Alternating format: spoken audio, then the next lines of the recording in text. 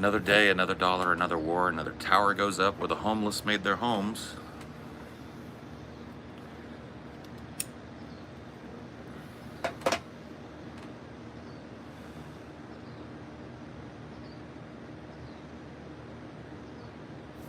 Call religion our friends.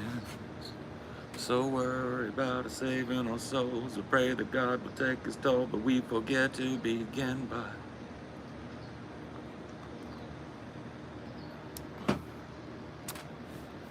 Hello. Aloha Mora.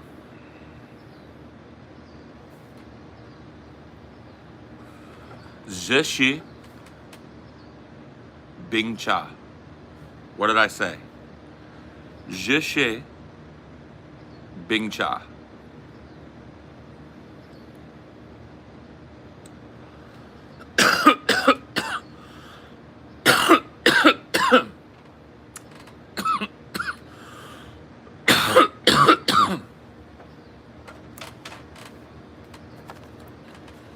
Je suis Bing Cha. This is iced tea.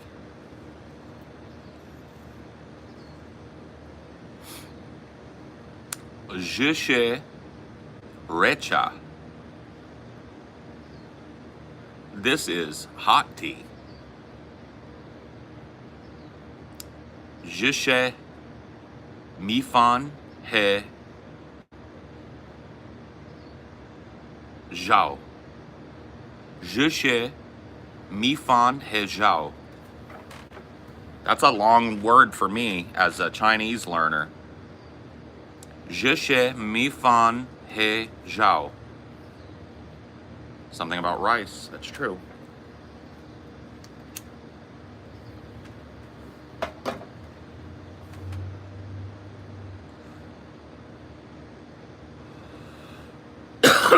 Je suis Mi Fan He Chao. He Zhao. This is rice and porridge. Cool. Paul G. Go. Yeah.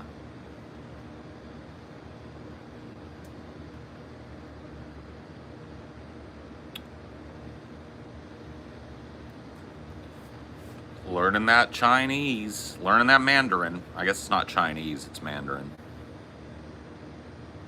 Ni hao kai lan. No. I'm learning Pinyin, or trying to learn Pinyin, which is the phonetic English writing and spelling of Chinese words.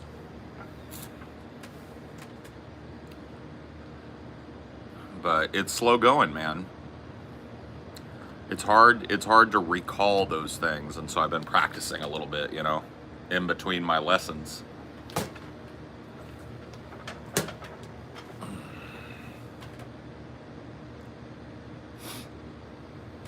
Good morning.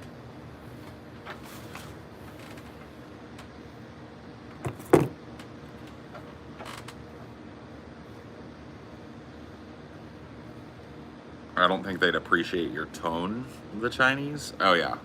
Well, Chinese, like Mandarin, is a tonal language. And so he, where you go up at the end, means something different than he.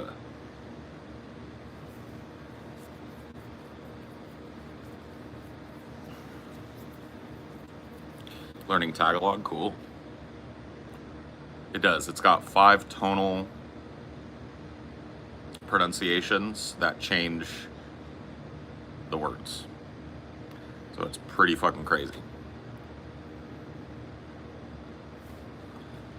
But yeah, I wouldn't be considered to be, like, obviously my pronunciation is pretty shit. But being able to communicate in Chinese is the goal. And then hopefully being able to listen to Chinese and get most of it. I would love to be able to read the Tao in its original Chinese. That would be awesome.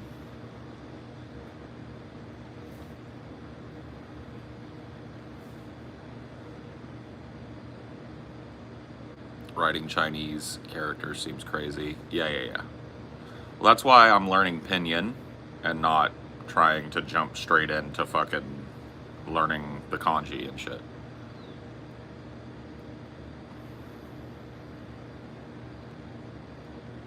Yeah, I could read Three Body.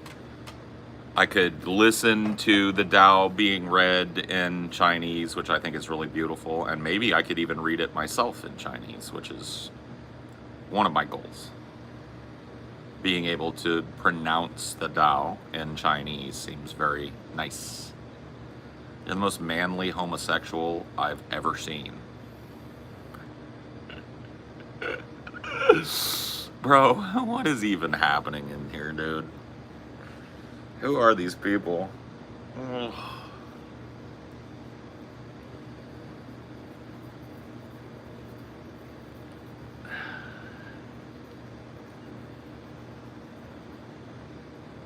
Yeah, I'm using Duolingo right now. Well, that's how I'm starting anyway. I'd like to get like through some Duolingo stuff and then maybe find a class to take so I can actually speak it. So I just talk to the phone now.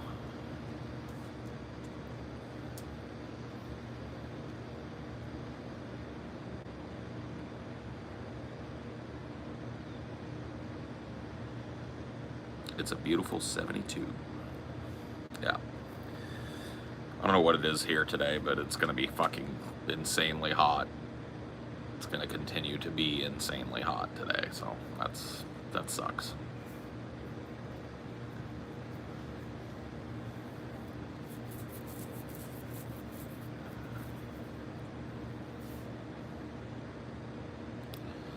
Je sais Bing Cha He Recha.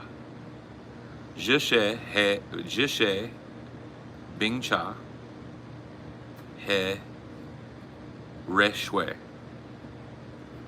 Rushwe. This is iced tea and hot water. Why do I need to say that? Ever. I don't know. But I can.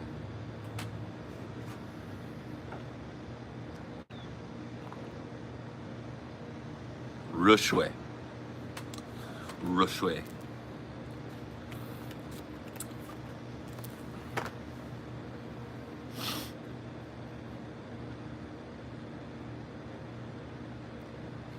It's already warm up here in Oakland too. I don't want to hear about it, Oakland. Yeah, I'm sitting right in it, Jane. 105, low of 73. Jesus, jumped up Christ. When is this gonna end? I'm gonna look. When is this shit over? I'm gonna look at my weather app and see what's happening. 73 right now. It's gonna be 106 today. 105 tomorrow. 103, 103, 100, 90, 88. So it's gonna be in the hundreds till Tuesday. It's gonna be over 100 degrees every day till Tuesday. Then it'll go down to 90.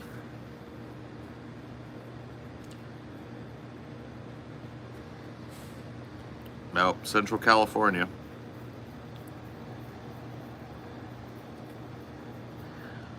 $106 today.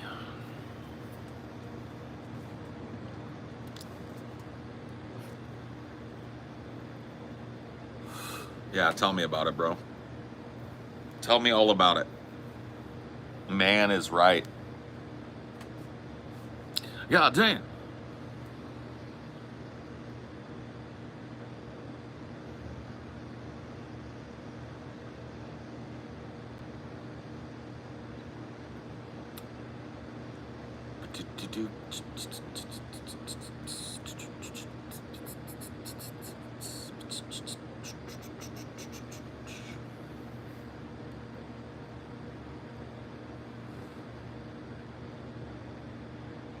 I dated a Filipina and she didn't use toilet paper. Oh no. That's not good. I mean, I guess toilet paper is probably a luxury in a lot of places, you know. She just squirt her bum.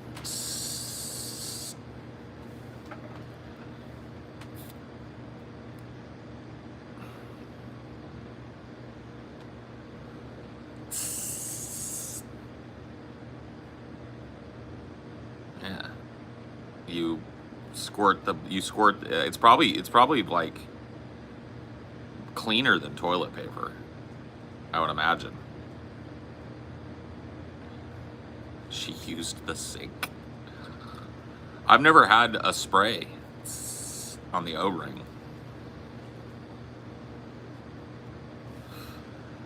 So, yeah, Dylan Burns hit me up the other day.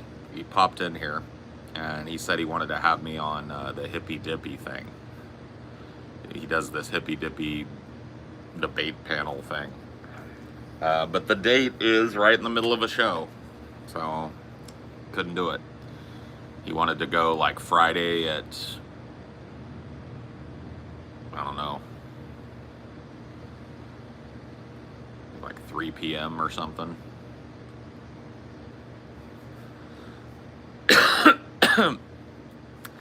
So I had to tell him thanks, but no thanks. Can't do it. He wanted me to take the argument that the United States should leave NATO, which I don't like the setup anyway. Like, I don't like the idea of being asked to take a position I probably wouldn't proffer. But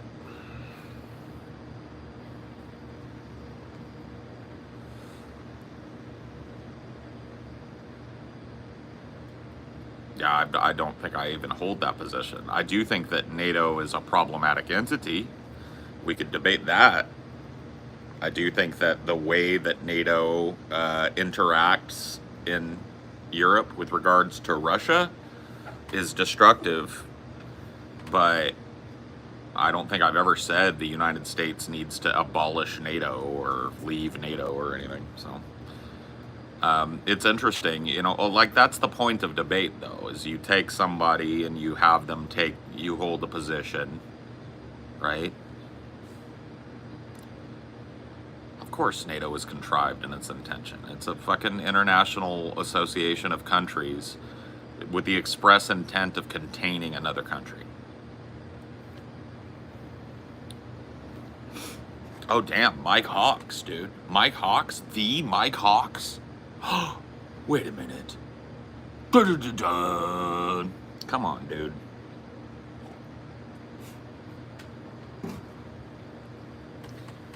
Are you serious, bro? You serious? Try to get me with the Mike Hawks?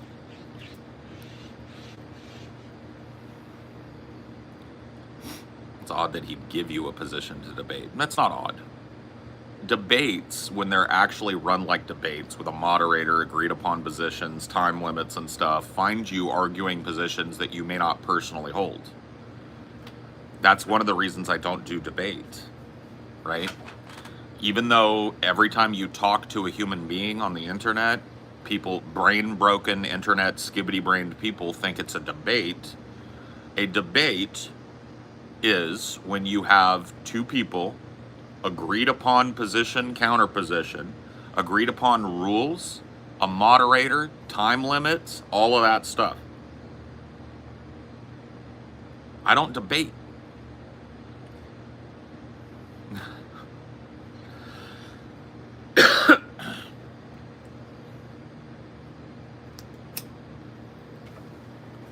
But I swear to God, dude, you speak 3 words to somebody and they're gonna call it a debate. Yeah, debate just means argue with someone now. Debate means have a conversation with somebody you disagree with. I don't get that. Reported for tobacco use? This is not tobacco. So report me for the right thing, dumb fuck.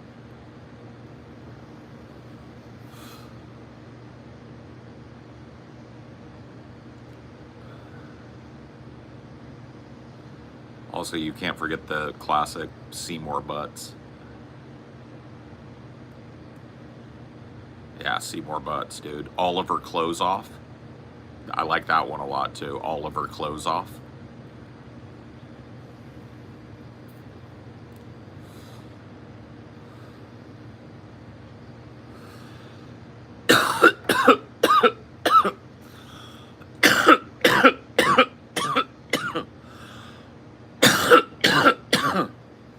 Bend over. Yeah.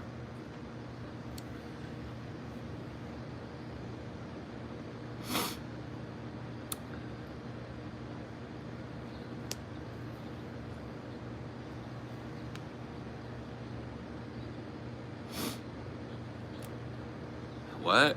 Green Bay Packers versus Philadelphia Eagles tonight in Sao Paulo? Is that really happening? Why would American football teams play a game in Sao Paulo?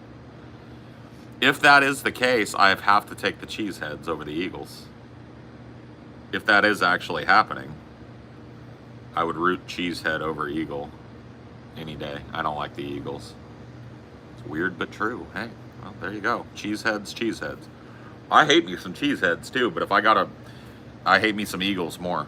So, Cheeseheads it is.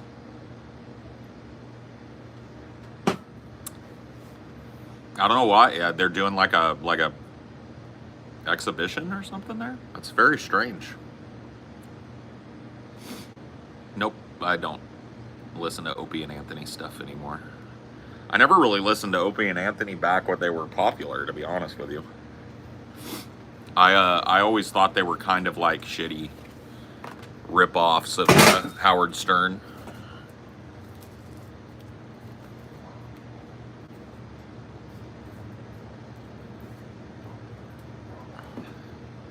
Howard Stern rips. Kind of what I felt they were.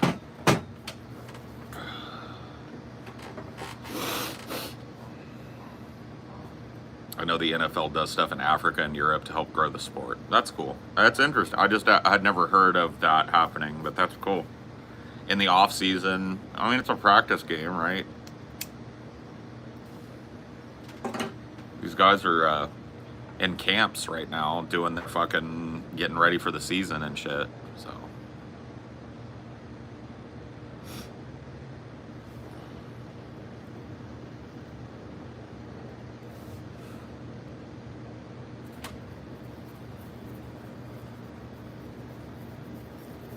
it's Bogart, man. Bogart, like Humphrey Bogart. Bogart. Bogart. Because Humphrey Bogart used to walk around like this. So if you're sitting and talking to people and anyway, let me tell you guys a story. And this is the joint. You're Bogarting the joint. See what I mean? A lot of people don't know that. He is looking at you, kid. Now, a lot of people don't know the etymology of that term, but it had a very specific meaning. People that, like, let the joint hang in their mouth and get to talking to people. That's Bogarting. Now it's just kind of like broadened to mean like, hey, puff, puff, pass. You know, you're holding the J too far or too long. But that's not what it meant back in the day.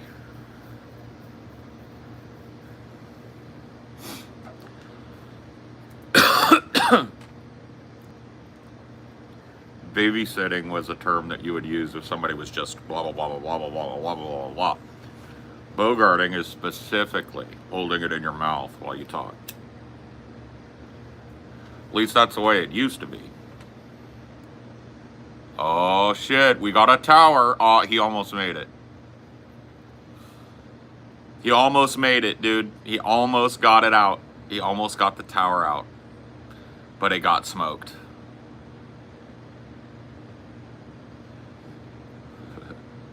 Tower was close. Yeah, dude. Trailer failure.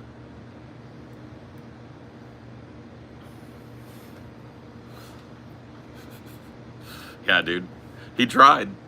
You gotta give, hey, credit for the attempt, you know?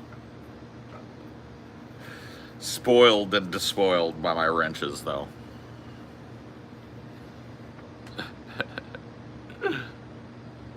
Tower, yeah. Well, because I have every possible etymology of the N-word banned on the channel, people, the only chance that people have is to type in I-G and hope they get through the whole thing.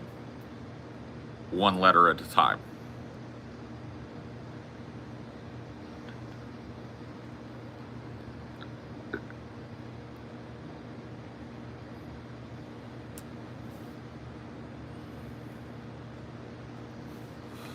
Why is it banned? Because it's a fucking shitty word, and because it's not supposed to be used on YouTube, and because people troll with it 24/7, 365 because they got no brain in their head. I can keep going if you want some more reasons.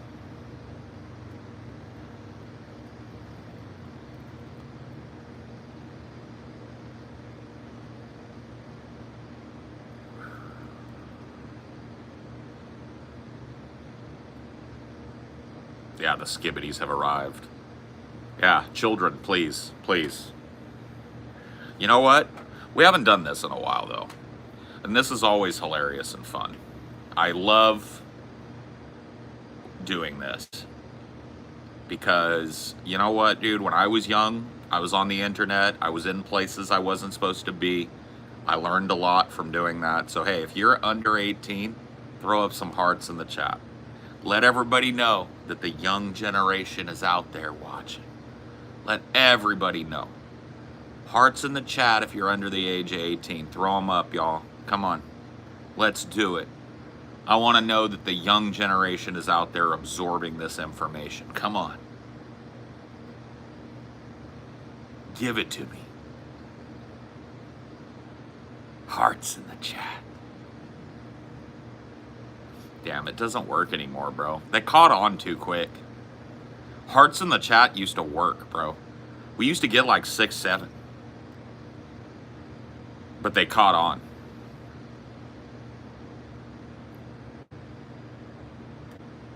They caught on, dude.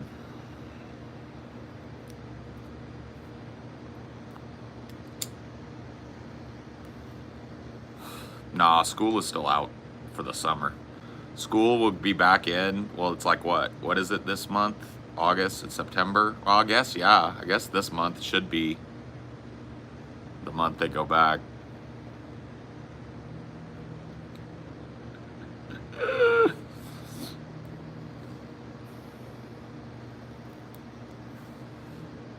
I just can't, you know what it is? I can't contain my glee. That's what it is. They see it in that fucking smile. They know it's not good. Their stranger danger kicks in. They're like, well, I shouldn't put a heart in there. I shouldn't type a heart in there. School has been in for a while. Yeah, well, there you go. I'm out of touch, bro.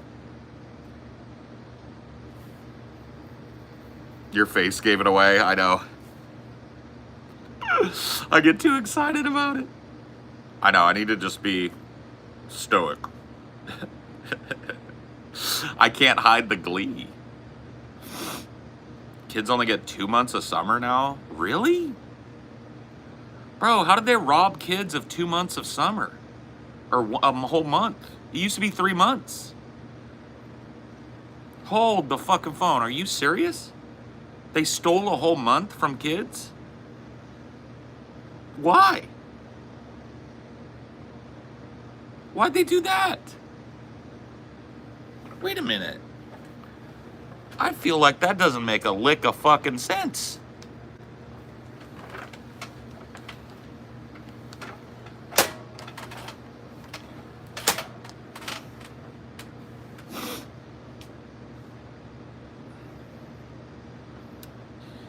School used to get out in like early June, like June 6th was the last day of school. Then you had the whole month of June, July, August, you go back September.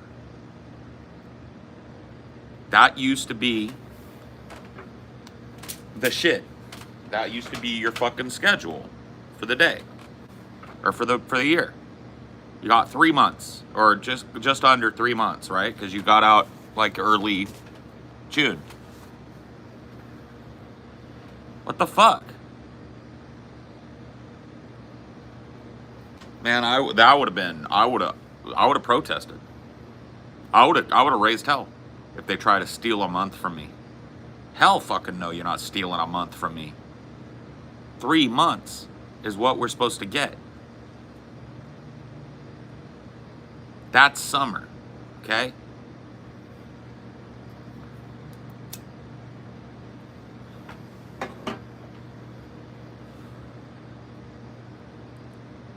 Nah, dude.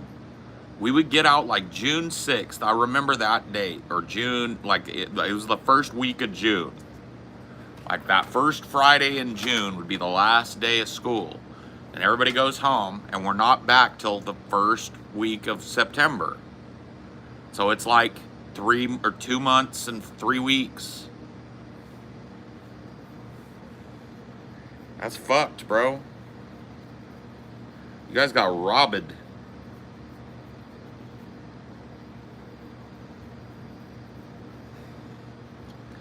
You guys got full robbed, bro.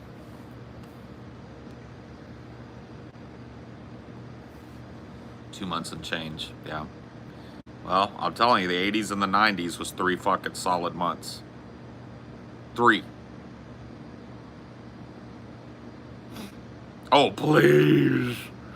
Oh, please. What's wrong with you, bud? You having a day? Can I help you with something?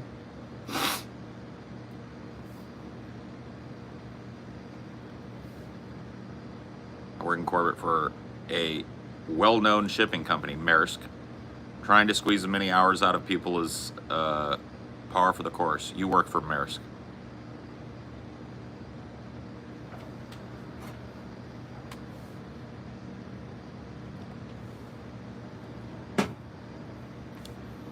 Do you have any other weeks off of school in the U.S.? Some countries spread it out more over the year. Yeah, I mean, we have like a week or 2 weeks for Christmas break.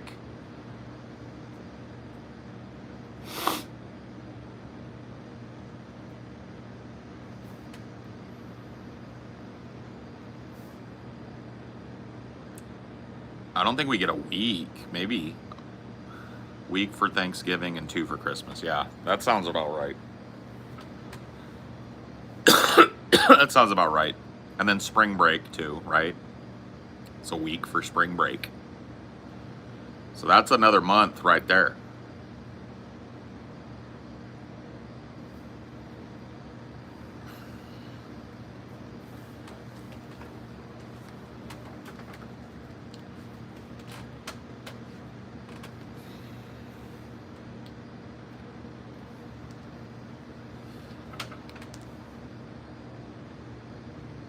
Mr. Bombo Clout. Me Bombo Clout says slurp. Good one. Good one, buddy.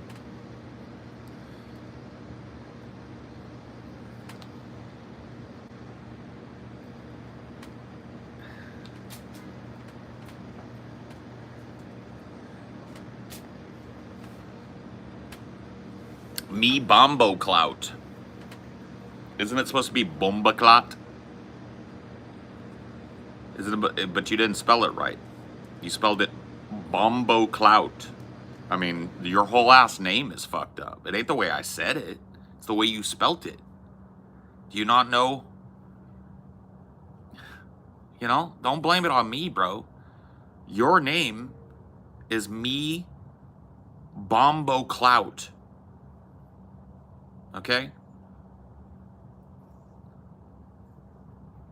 Bombo Clout is your name. Okay? I didn't name you. I didn't force you to misspell your name. I didn't force you. This is an unforced error on your part.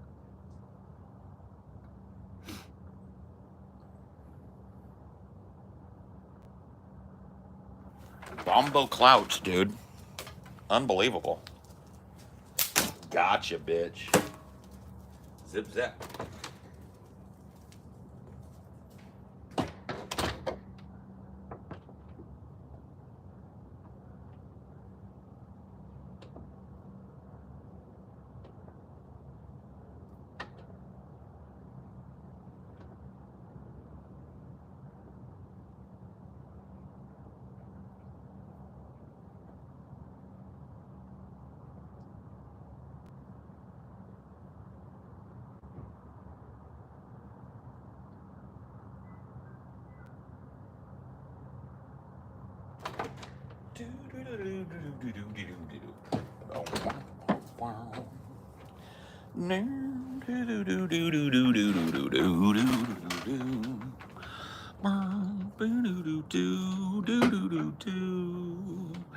Ooh, what I really wanna know, my baby.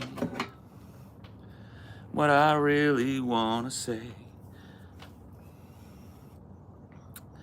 It's also just weird fucking holiday to begin with. Christian Zombie Day. Christian Zombie Day.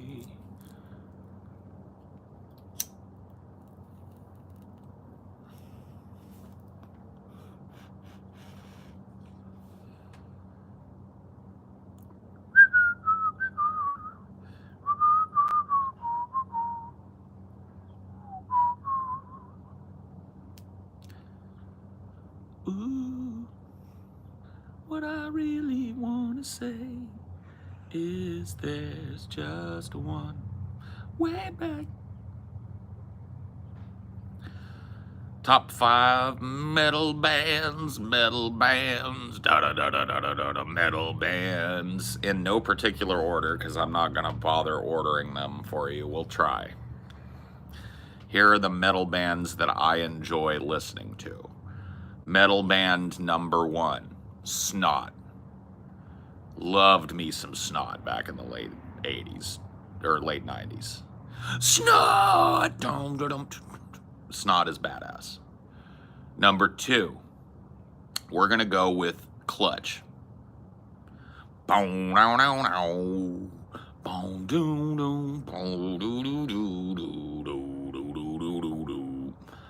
We're gonna go with so we got Snot, we got Clutch. We're gonna go with number 3.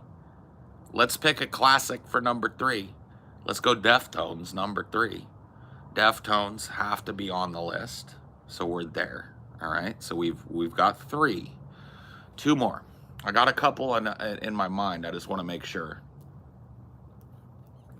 Slipknot's got to be on the list. Gotta throw Slipknot up there, right? And then we got like a wild card pick, I guess.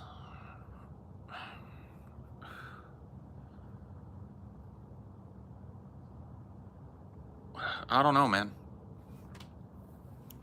Sabbath, I don't really think of Sabbath as metal.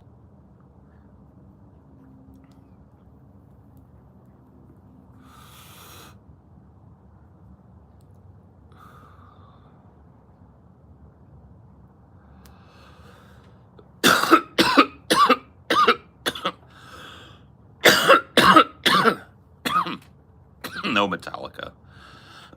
They don't get to be on my list.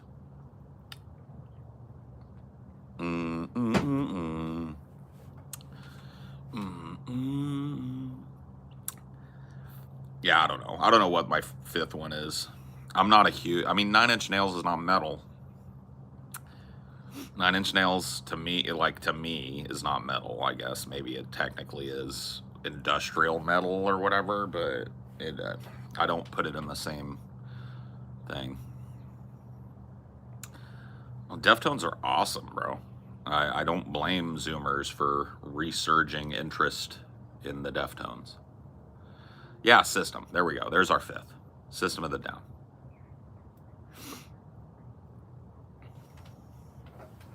System of a Down is our 5th, and there we go.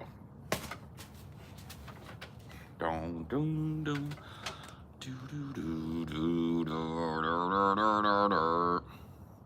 Favorite pussy rock band?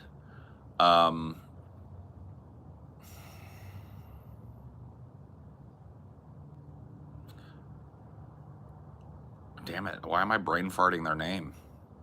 They sing Closing Time. I know who I want to take me home. That's some pussy rock right there, but it's good. I like that band. That album, I remember the album name, Feeling Strangely Fine. Semisonic, thank you.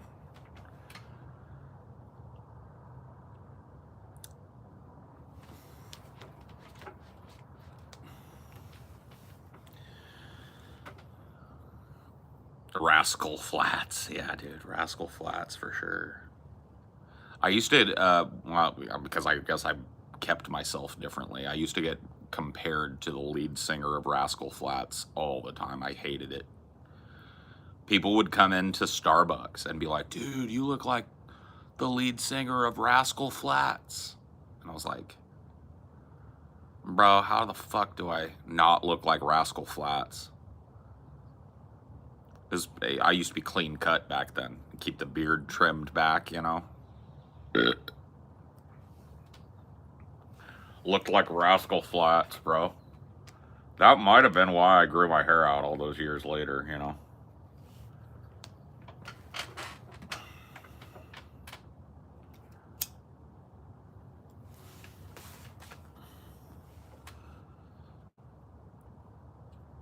Yep.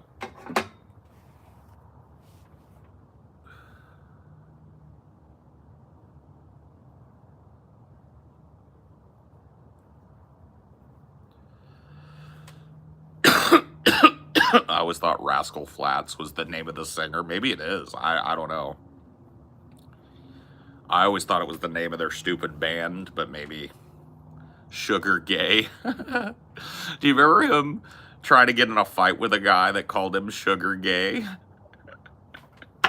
You guys ever seen that video, bro? Let me see if I can find that video, bro. That's worth watching. Sugar Ray was the name of the guy that in the 90s that did kind of pussy rock. Sugar Ray called gay. Can I find it? Mark McGrath flips out on team who called him Sugar Gay. Sugar Gay, bro. All right, hold on.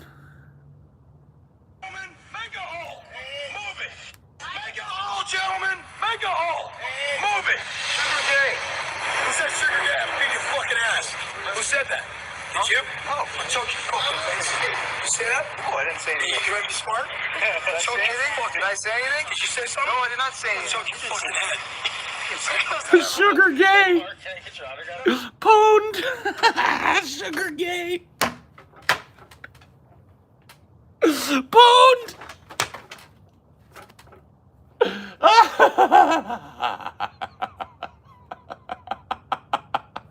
Sugar Gay. Oh, Sugar Gay, bro. Sugar Gay. And he got so mad at it, too. Hey, Sugar Gay, bro. And he got so mad at it, too. Oh, man. Sugar Gay. Oh, pwned. Oh, fuck, bro. Sugar Gay. Oh, man. Every morning when there's a halo hanging from the corner of my girlfriend's four-post bed, I know it's not mine, but I see if I can use it for a weekend or a one-night stand. Couldn't understand. He should have kissed him. He should have been like, did you say Sugar Gay? Did you say Sugar Gay? Was that you? Was that you that said Sugar Gay?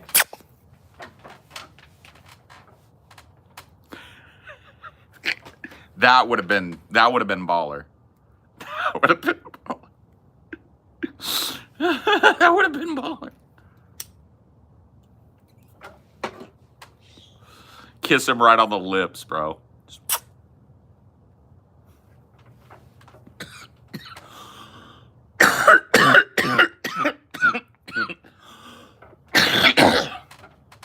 Now who's Sugar Gay? You didn't even pull back.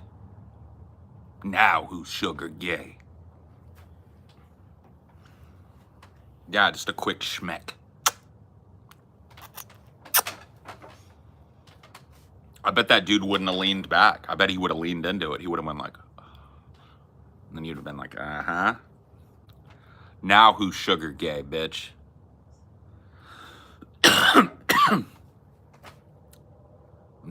No. I didn't look anything like sugar gay. I never got called sugar gay.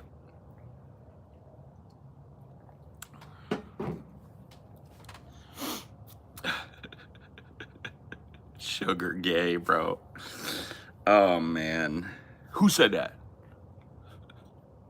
Who said sugar gay? It's hard to believe that even happened in real life, you know? It's one of those things. Just like you're a multi-millionaire rock star. Somebody takes your band name and calls it Sugar Gay, and you like have to. Who said that? Who said Sugar Gay? I'll beat your ass, bro. You don't make a joke.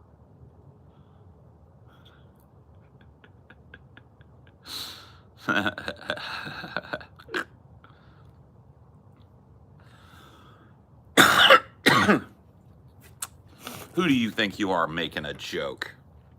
Who said that? Who said sugar gay? Who was it? He's so mad. Bro, he's so mad. Make a hole, gentlemen! Make a hole! Move it! Sugar gay! Who said sugar gay? I'll beat your fucking ass. Who said that? Who said sugar gay? I'll choke your fucking face. You see that? Who said sugar gay? Who said that? Who said sugar gay? Who said sugar gay? I'll beat your fucking ass, boy.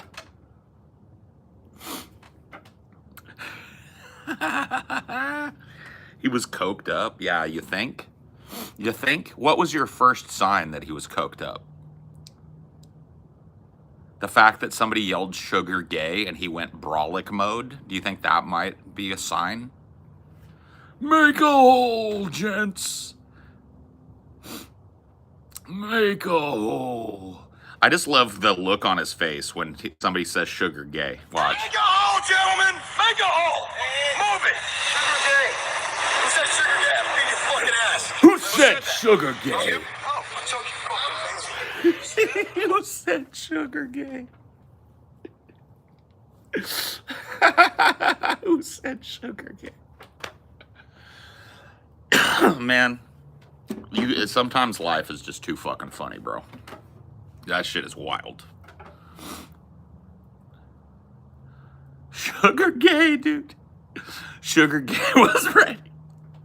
He was ready for all the smoke, dude. 100% of the smoke. He wasn't about to sit there in the street while he was trying to make a hole. Make a hole, gentlemen. And somebody has the effrontery to call him sugar gay. Oh my God. My dudes. We might live in the greatest of times. Can I just be honest with you guys? For those of us that find people getting mad hilarious, and I know there's lots of us, when people get butt mad, not just angry, like righteous indignation is one thing. We're talking butt mad. Butt mad, right? One of my favorite things in the world is watching people get ass mad, and we might live in the greatest times in human history for people like us. There's always been people like us. Like, you got to think about this shit. There's always been people like us who, like, would be walking around the medieval marketplace or something, looking at, like, slimy-ass eels and, like, dirty-ass fucking truffles dug up by a nasty pig, right? We're looking at that shit. And then all of a sudden we hear, "Forsooth, who doth speaketh sugar gay?" And we're like, that's the look. Right there. You know the look. You know the look. We are just stoked. Somebody's ass mad. And we get to watch it. That's the look, too. "Who doth speaketh sugar gay? I will whippeth thine ass." Oh, there's beef. It's basically world star syndrome is what I call it. Am I wrong? Sugar gay. We've always existed, right? But that's the thing. Is like back in the day, people like us had to wait for those rare occasions, right? When beef popped off. Somebody sugar gayed somebody, right? We had to wait for that when we were at the market. We're always just hoping. Now, all we have to do is log in, dude. All we have to do is pick up our phone and sugar gay is there for us. We can watch somebody every day getting ass mad. Every day. Every day. At least 90 fucking classic ass mads happen. And it's just whether or not you've got the stomach to watch them all. You know what I mean? I'm telling you, dude, I get very much negative on this show, but I'm being dead serious, dude. This has gotta be the best time to be alive for people like us. World star people. You know what I mean? The ass mattery is everywhere. And people are out there looking for it.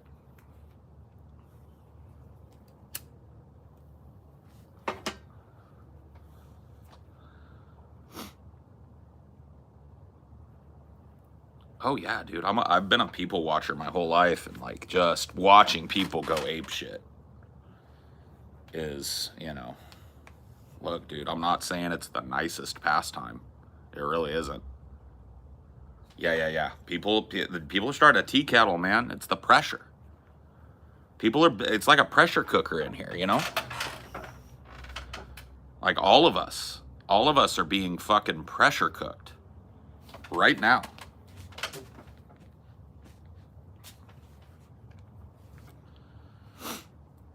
And some people are they're getting ass mad, bro. I miss the rage. I miss the rage.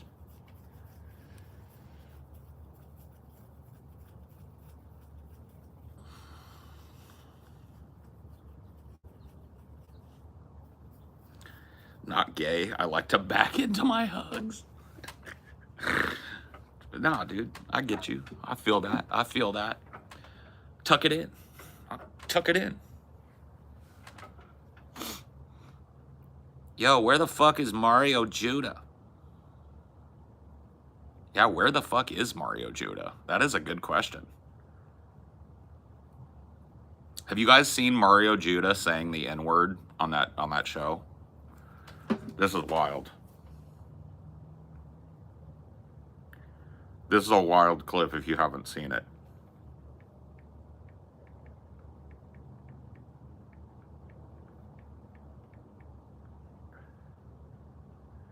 Mario Judah saying the N-word. Right here, yeah. So, explain this. This is one question I got for you. When you say nigga, a lot of people are saying nigga! That's gotta be racist. There's no way. I'm gonna just keep it real. There's no way that is like of our culture. It's like you're saying it you're saying it with the long R. You said, I will find you, nigga! Nigga! Yeah, that's yeah. You lost me with that one, family. I was fucking with it though. You know what's crazy? At first I was.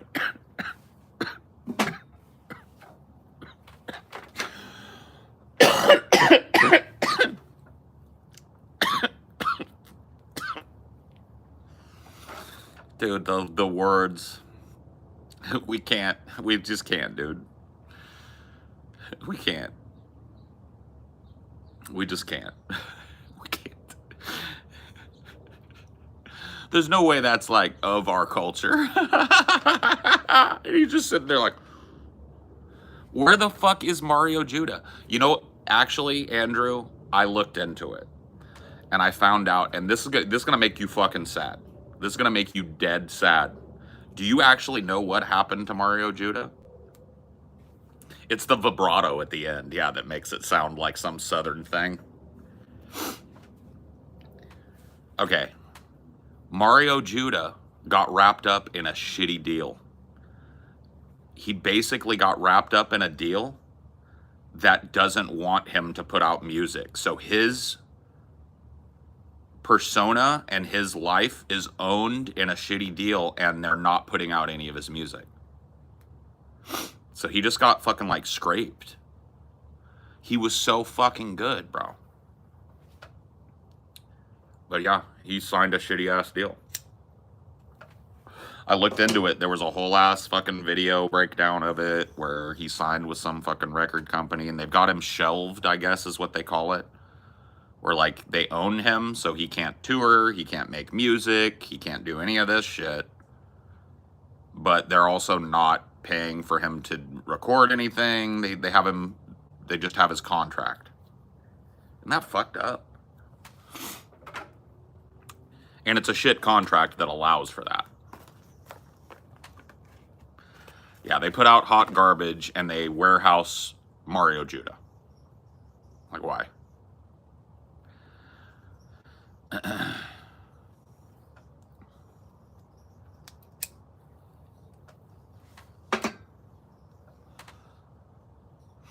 Oh yeah, dude. That song Biya is unironically good. Unironically.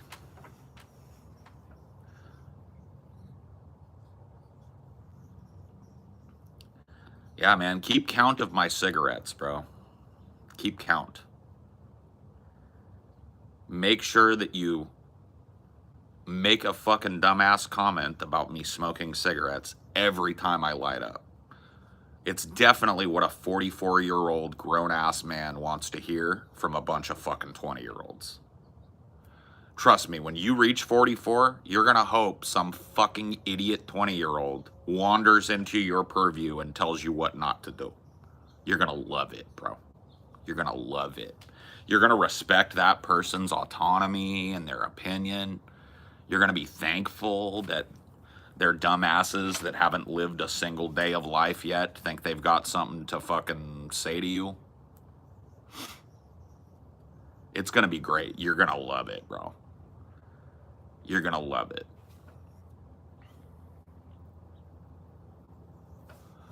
I'm 41. I love hearing how I've done it wrong. Oh yeah, dude. Isn't it great?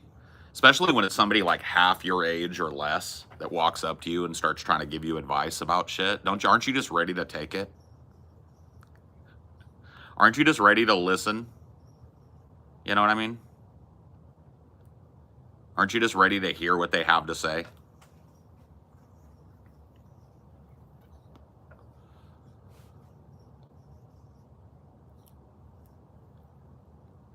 Well, I've never heard anyone that wouldn't go back and just not. Is that a fucking sentence? Was that a thought? What?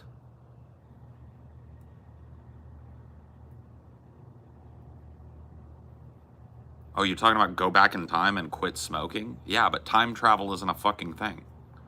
So why are we even talking about it?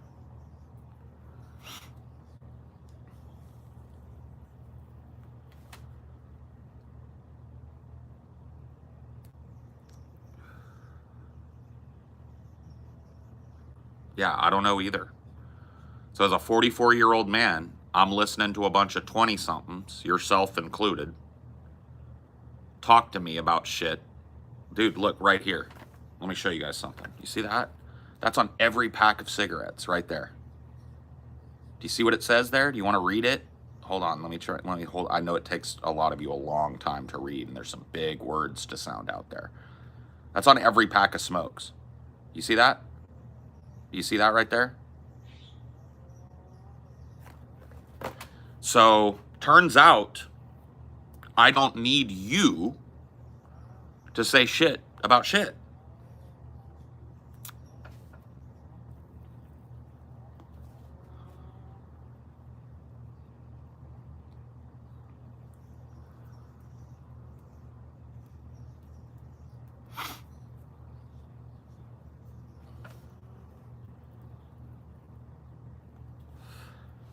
So stupid.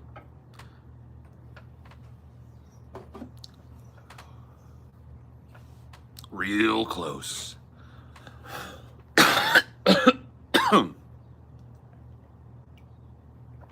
Dude, when the heat cycles like this, what happens is a lot of the plants they treat it like a false spring, because you know what I mean, like they express given the fucking weather, different pollen cycles and shit. So for a few days it's been over 100. My allergies are fucking wild. Postnasal drip constantly. Just there's nothing you can do about it. You're just sucking snot all fucking day. Makes you cough because it just like drips down onto your fucking like vocal cords. Smoking doesn't help. Smoking does inflame the situation a little more, but it's just a cycle I go through. Yeah, just drowning in phlegm. It's disgusting. That's disgusting, Paul Zico.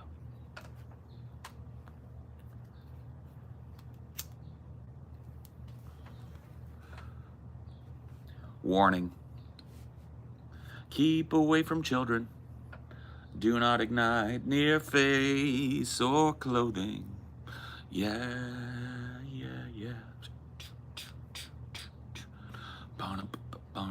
Surgeon General's warning. I think we have that song. I think Morgan put that song up. Let me see. Mo Crux. Mo Crux. Gotta go to that old SoundCloud now. Gotta go to that SoundCloud now.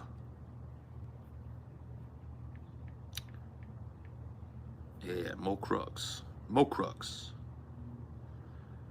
Let's see. He's got like albums and shit on here. See all playlists. Apple Nasty. This is the 2007. Dela. This is the one we want. Is Warning on here? Yeah, Warning is on here.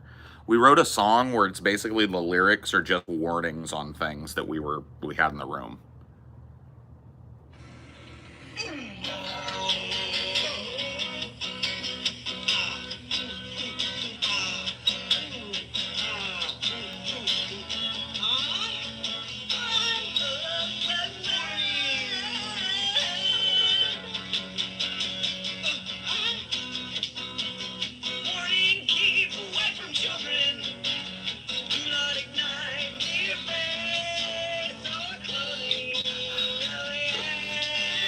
This is what stoners did in 1996.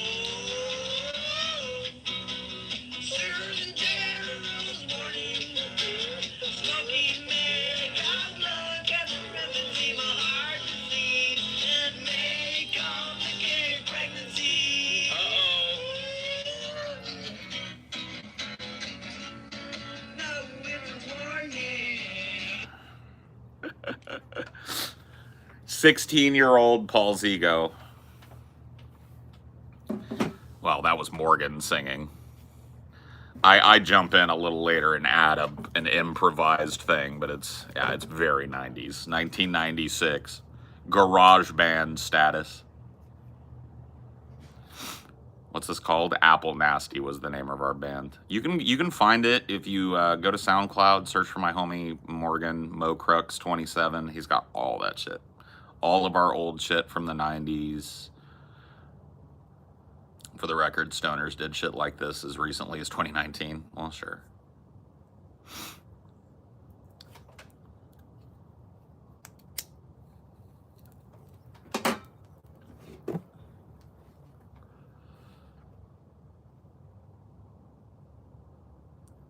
Dude, we made this like art piece called Early Morning Madtown where we like I love this. I would never like have somebody listen to this, but we created this crazy like audio art piece.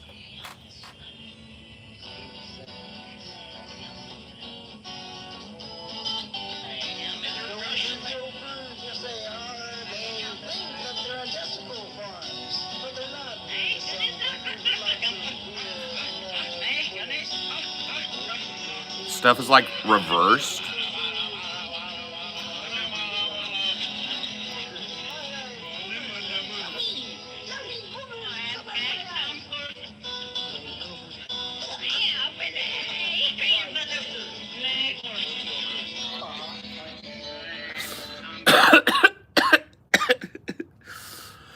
Like I said, he's got everything.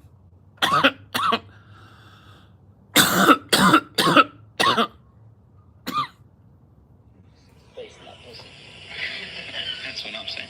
This one's for all you out there who like it limp. That's me. This is me singing. Now there's some people who call me a gimp. And there's a couple of girls, yeah, well, they call me the pimp. But I know a few that like their black dildos. Leather. Limp. Leather. Leather.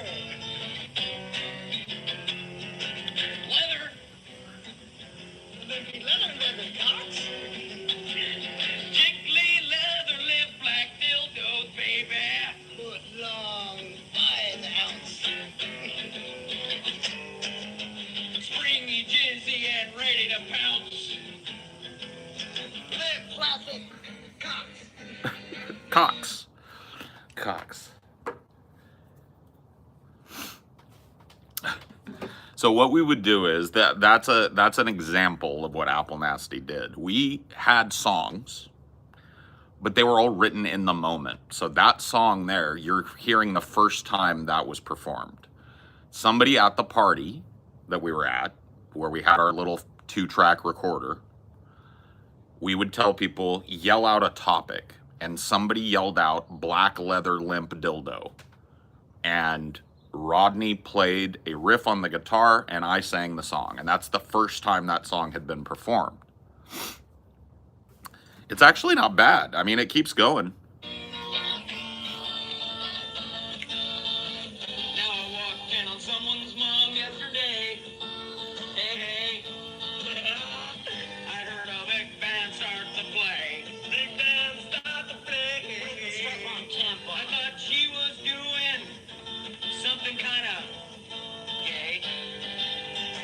Until I saw what I saw. A cow's ass? No. It was a dildo. A cow's ass? Not your ordinary dildo. No, I think it's... No, it was black, it was limp, it was leather, it was. It was leather? Black leather limp dildos.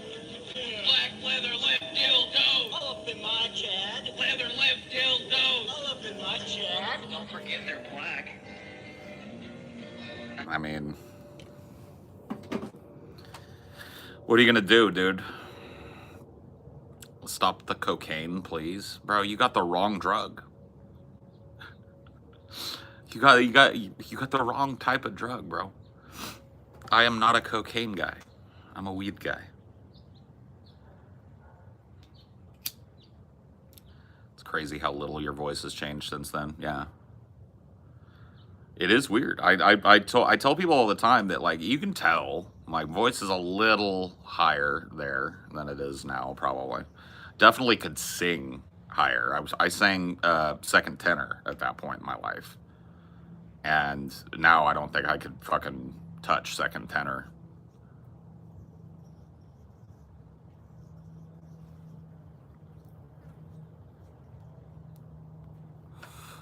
Can hear your faint country accent. Yeah. Well, it's not all that faint when I grew up.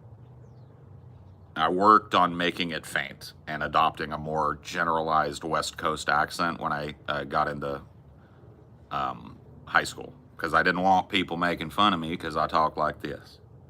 This is how my family talks. This is how I grew up talking. Super easy for me to talk this way. But it's also super easy for me to talk this way. So I do this.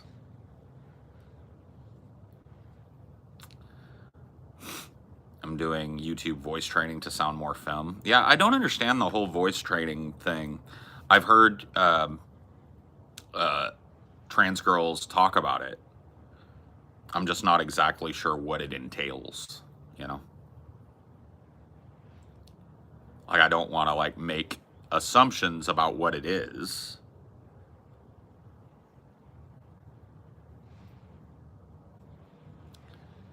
Just learning to speak with a more effeminate tone. Is that it?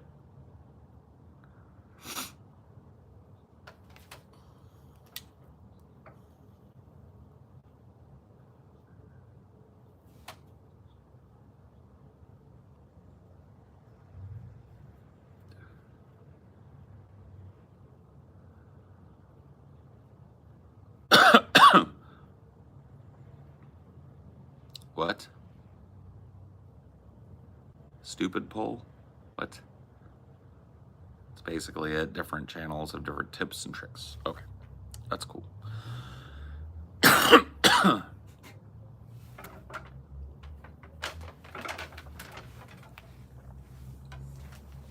for cup of coffee number 2.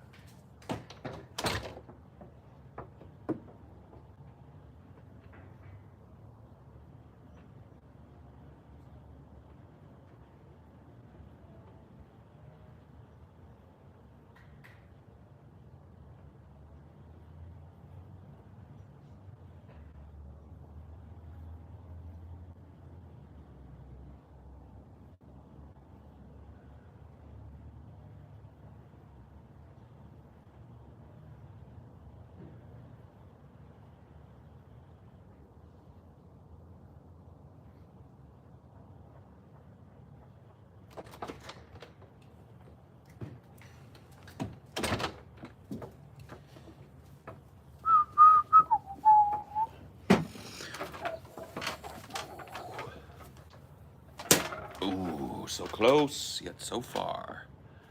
Gotten 2 today so far of this.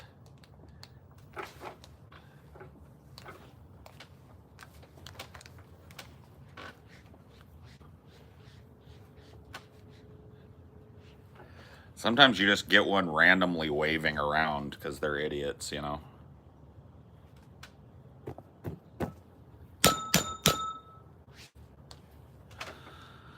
Does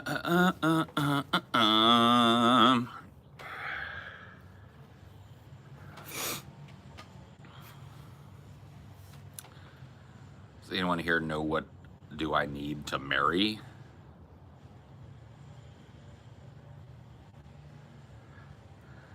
To marry? Do you like apples? I like Granny Smith. I like green apples and Granny Smith apples specifically. I don't like red apples at all. Unless you're gonna make a pie. Red apples are good in a pie.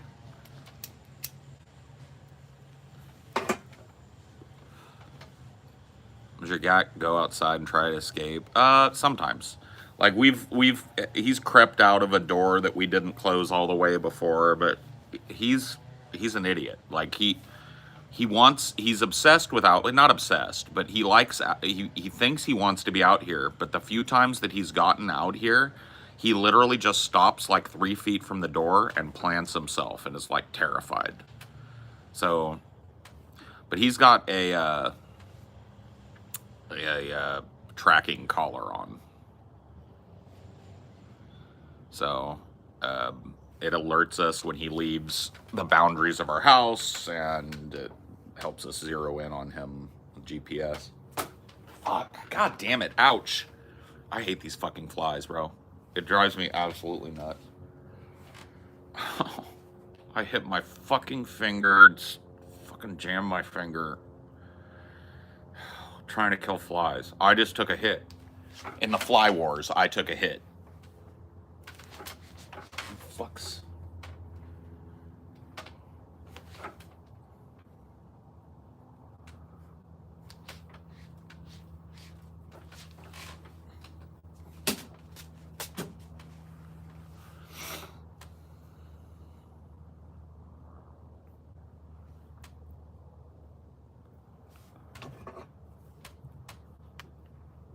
The flies are your teacher. The lesson is you can't control shit. You're right. You're right. The flies are fighting back. Yeah, they are. They've sent their fucking best out here, dude. The Legion is out now. I think Amelia's right. I've been naturally selecting the dumb ones by killing them with this, and the only thing that's lived is the super smart, fast ones.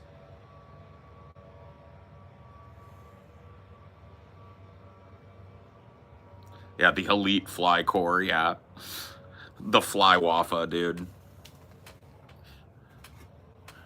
We're fucked.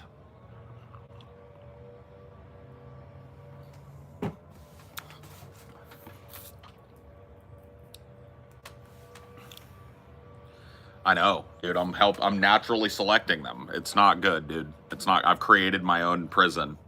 I created my own prison world.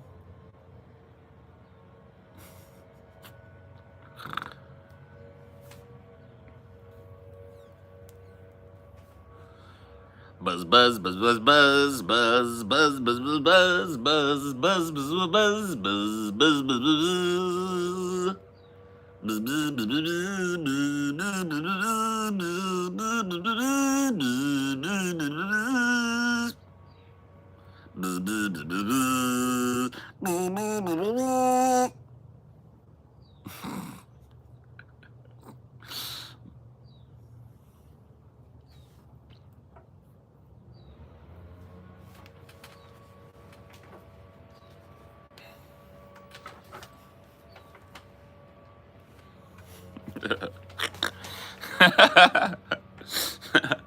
Fucking flies, bro.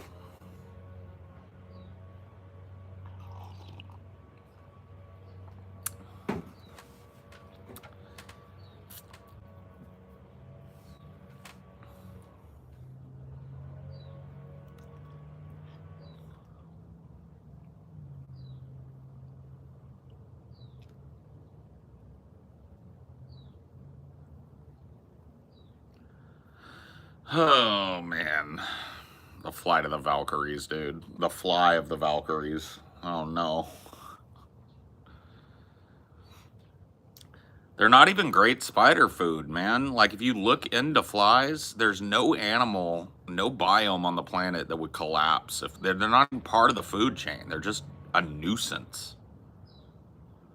Like, no animal needs flies. If flies disappeared, every animal would be fine.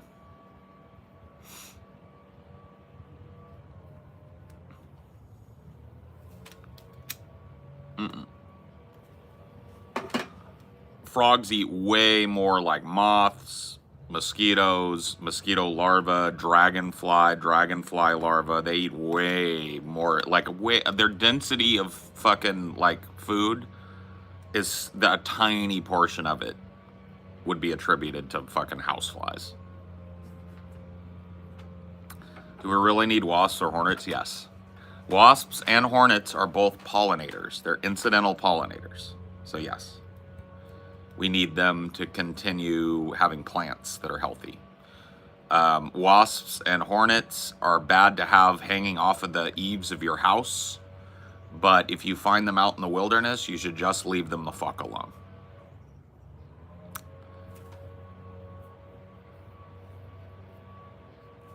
The mosquitoes are even more worthless to the food chain than fucking flies are.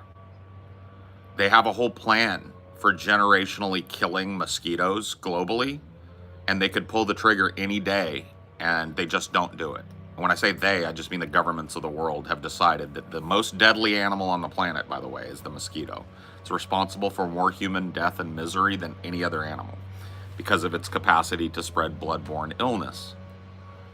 And it supports absolutely nothing on the food chain. They are literally parasites that serve no function on the planet.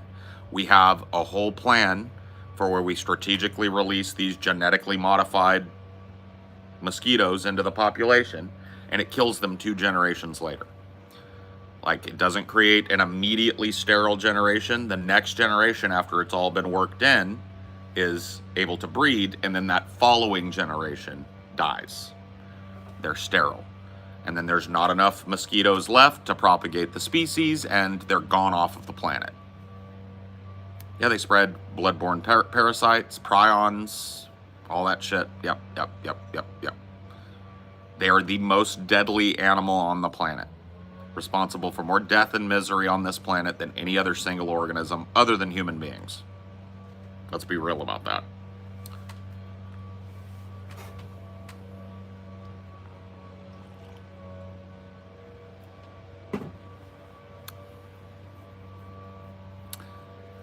Life finds a way. Discovery. Why does everyone loud discovery? Discovery is a violent, penetrative act that destroys what it discovers. What you call discovery, I call the rape of the natural world. Hello, baby. Sweetie. Sorry I didn't make any hot coffee. It's okay. I didn't know when I was gonna get up. I didn't. And I didn't want to make you a lukewarm pot. So.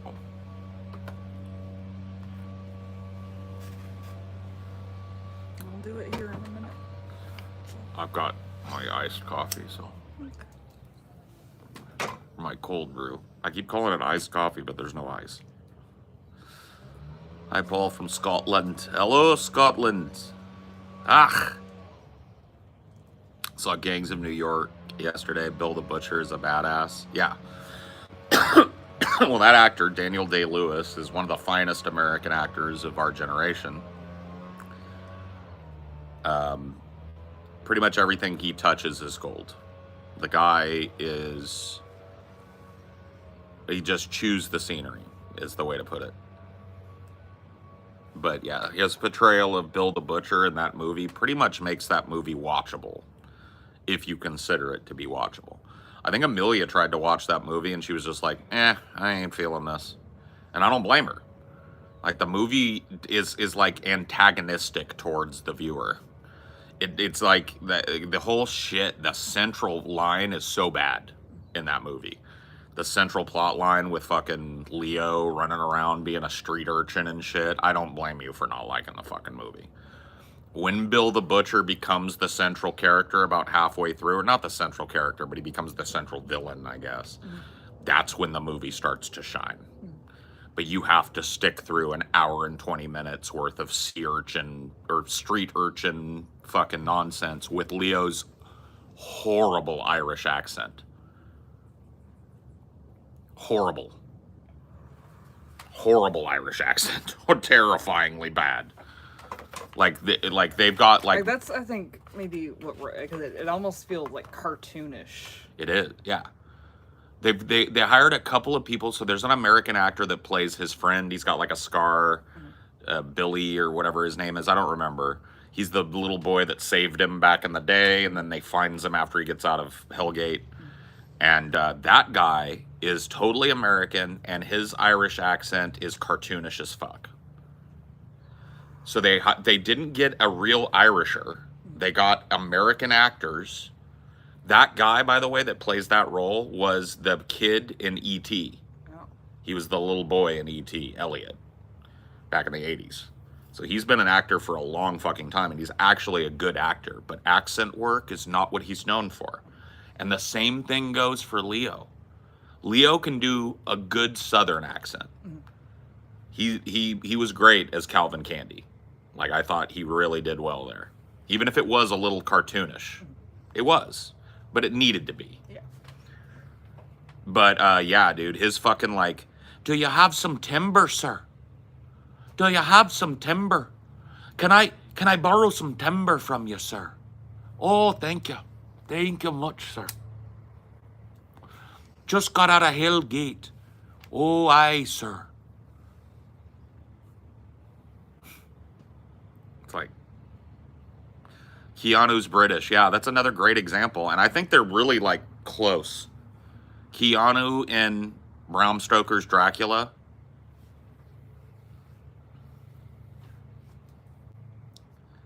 It's close, man. I would say that, like, Keanu's is slightly worse, but only slightly. And you really have to suck it up in that movie. Because, like, there's no escape. No, the third bad Irish accent comes from, and this is probably the worst one in the movie, honestly. The lady, the chick, I can't remember what her name is, but the main love interest in the movie of Leo's is another American actress that puts on a Lucky Charms accent. Oh, I leave you in the grace and favor of the Lord, sir. It's just literal, like Americans doing like, and there's no excuse. It's like, these are all, I don't know about her. I can't remember what her name is, but she was never a great actress. She just looked, she was in Something About Mary. I don't know if you've ever seen that movie. No, you ain't missing much. 90s gross out comedy. She was in Very Bad Things. I think we might have watched that together. She was the fiance in Very Bad Things.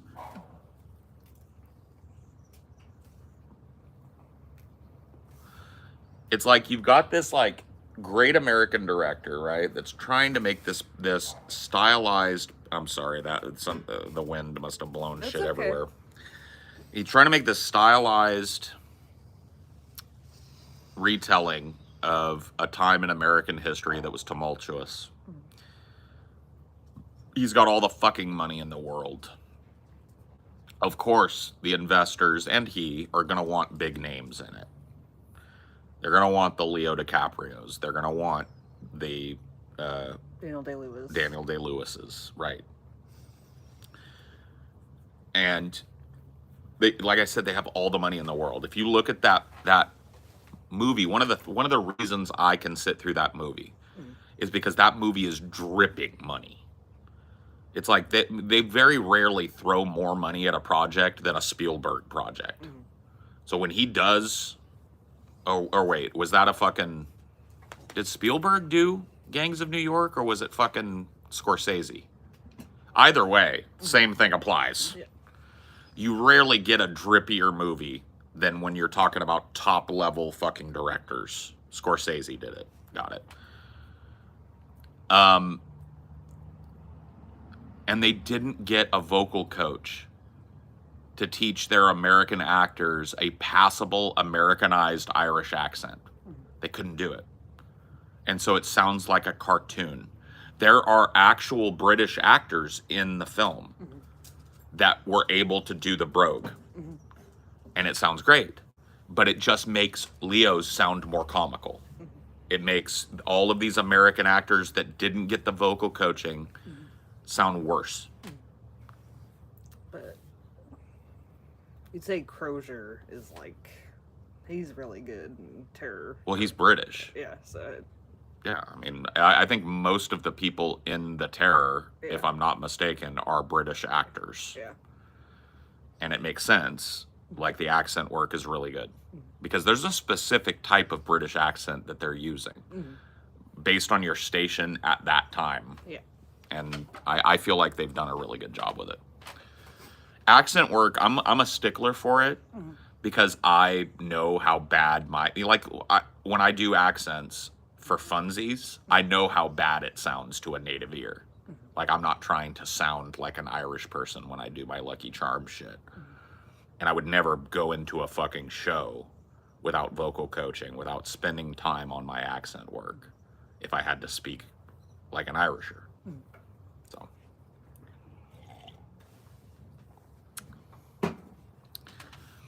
But Daniel Day-Lewis is the opposite of that. They probably didn't even have to pay for a vocal coach for him because he took care of it. He is a person that subsumes himself in the role. And that includes talking to everybody in that fucking accent all day. He is Bill the Butcher all day on set. And you need to address him. You need him on set. You don't say, Mr. Day-Lewis, we're ready for you. You say, Bill, need you over here. You know what I mean? You go along with it because this is like a deep Stanislavski method kind of shit, right? I don't know that I would be capable, because it really is committing to stepping into that and pushing away all the camaraderie that comes with working with people. It really is. You will push people away. Another person that did this and effectively almost destroyed his movie set was Jim Carrey when he played Andy Kaufman in Man on the Moon. Like, that was a legendary Stanislavski moment. where he decided, like, in order to make and look, the movie is brilliant. In order to make the movie a true tribute to Andy Kaufman, Andy needed to be on set at all times, along with everything that Andy was known for. Well, yeah, when people say method acting, they're referring to the Stanislavski method, which is an emotional connection method that's used to bridge the gap between actor and character. And pretty much every stage actor that you will talk to has had training in Stanislavski, myself included. I find it to be useful, but some actors take a very, very, very literal approach to Stanislavski, and they subsume themselves into that character during production. So yes, it's the same thing as method acting.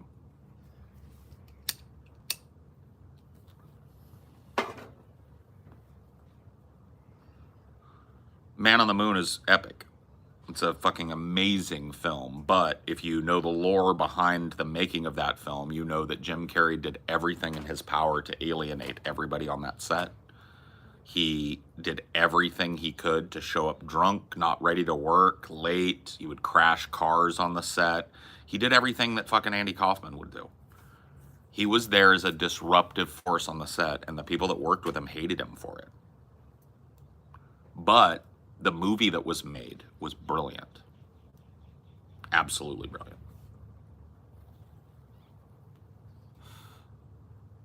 So, the same thing can be said for Daniel Day-Lewis. He subsumes himself into that character. He's known for you know, his very monk-like adherence to Stanislavski method acting.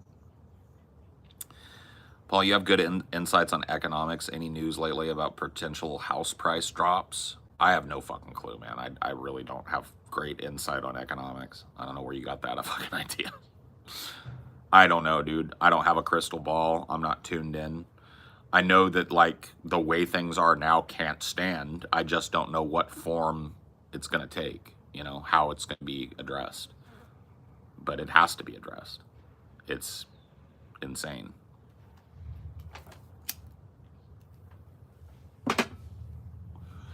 Well, see, the thing is he's 3 layers deep when you're talking about Jim Carrey, because the person he was portraying in real life, Andy Kaufman, was a method actor himself.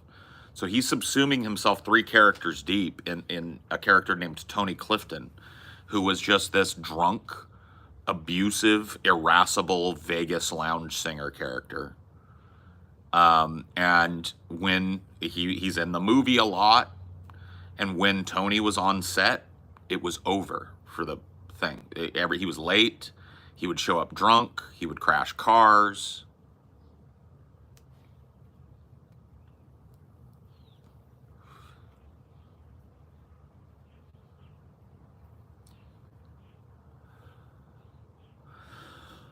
I don't know about biocomputing, man. I think quantum computing is going to beat it.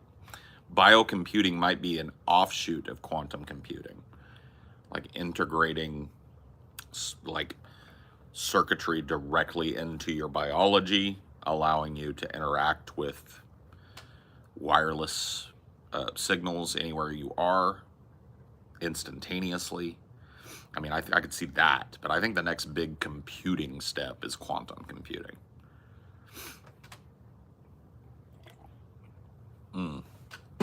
Character study movies. You know, the first one that popped into my head, because I was trying to think of one you probably haven't seen. There's a movie called Permanent Midnight. Don't let this chase you away. It stars Ben Stiller. Ben Stiller in a non-comedic role. And it is a biographical film about the guy that wrote the 80s sitcom Alf. Have you guys ever seen Alf, the alien puppet guy from the 80s? You know, it was like this like family sitcom, but the whole gimmick was the little white family was harboring an alien named Alf, which is short for alien life form. And Alf was this goofy fucking character, right? So this guy, it's a biography. I don't remember what his name is, of the guy that wrote that and his struggle with heroin addiction. It's a fucking fantastic movie, and nobody ever talks about it. It's called Permanent Midnight. And that's one that that's a recommendation for a character study film that you're not going to hear from other people, because like nobody fucking talks about that movie, but it's really good. It's really good. You'll like it. It's bleak. I warn you about that. It's a heroin film, so it's a little bleak, but Ben Stiller is probably at his best, honestly. I don't know that he's ever been better than that. So.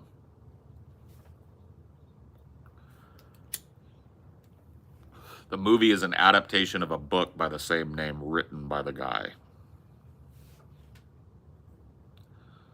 Yeah, Roger from American Dad is just a ripoff of Alf. Yes. Or a reference.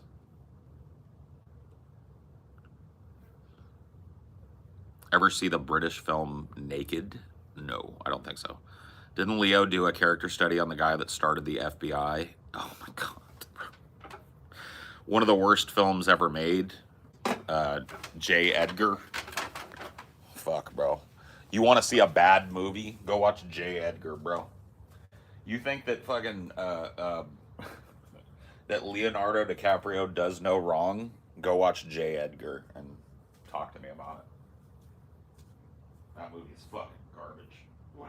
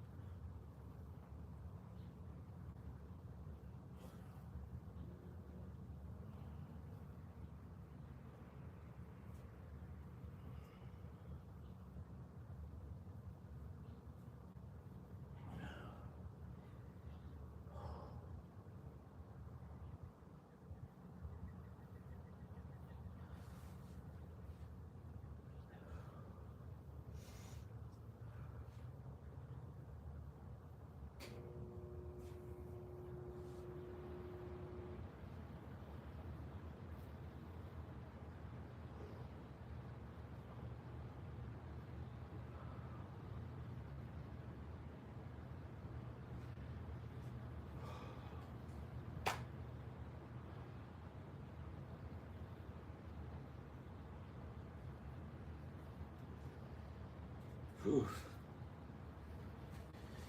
All right, that's better. If only slightly. Whoo.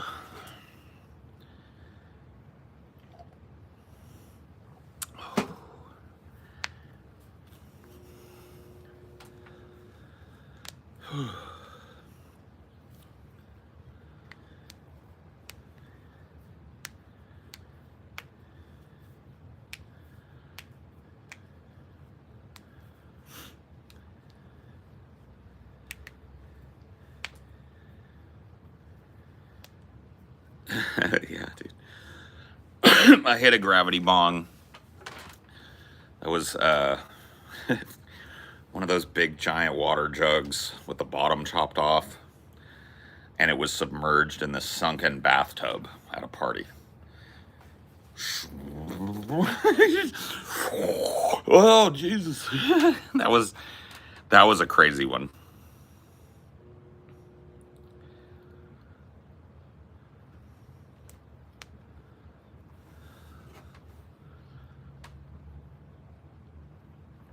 I can't get down like that anymore, man. My 20s, though, I could.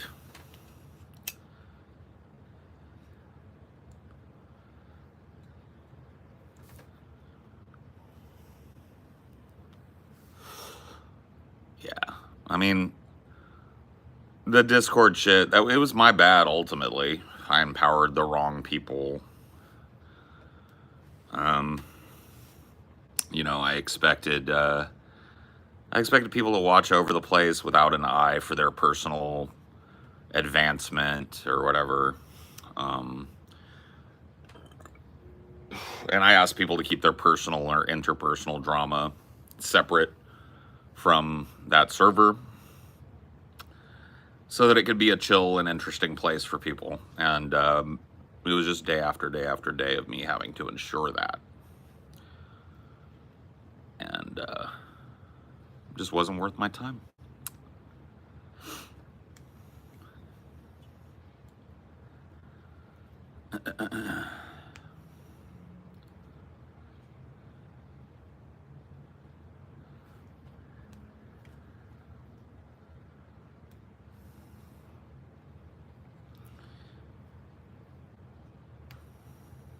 They started a confederacy so Paul to quash them. Yep.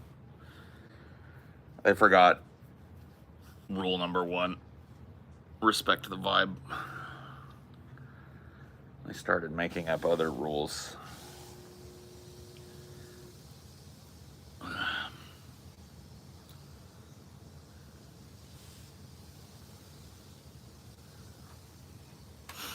Gotta respect the vibe.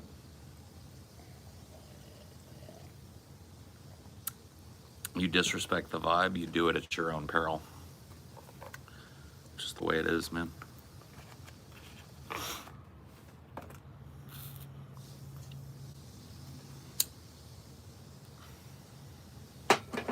It's really the only rule here.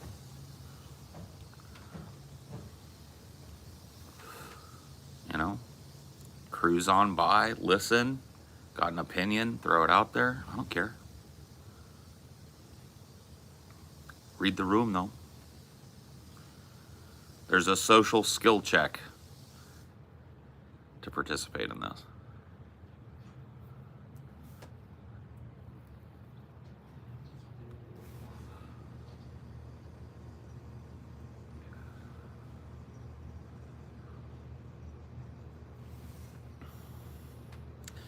Well, it's becoming a rarer trait these days, the ability to read a room socially, the ability to carry on a conversation. It's starting to become a rare trait.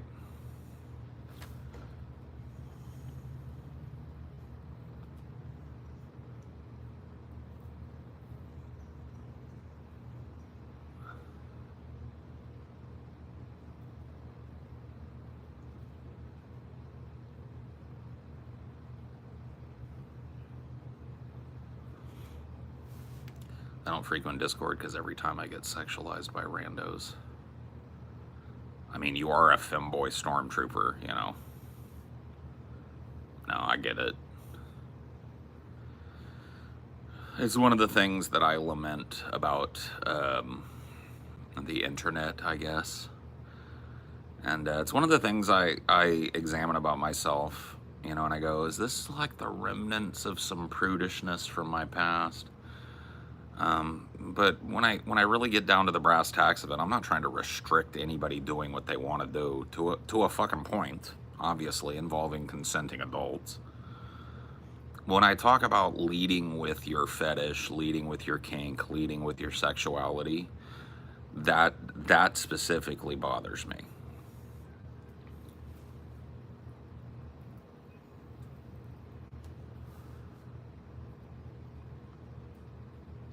you know. I don't care what you're doing. I don't care what you're up to, right? And of course, excludes pride demonstrations or, you know, queer acceptance demonstrations of any kind. We're not talking about protest here. We're talking about you going to the store in fetish gear, you roaming around town in fetish gear, you infecting every online space with your fetish, you just leading with your boner, basically. I think it degrades the discourse. I don't think that what you're attracted to is an interesting topic. I don't. You know, I'm not titillated in the same way other people are at thinking about other people's sexuality. It just isn't my thing.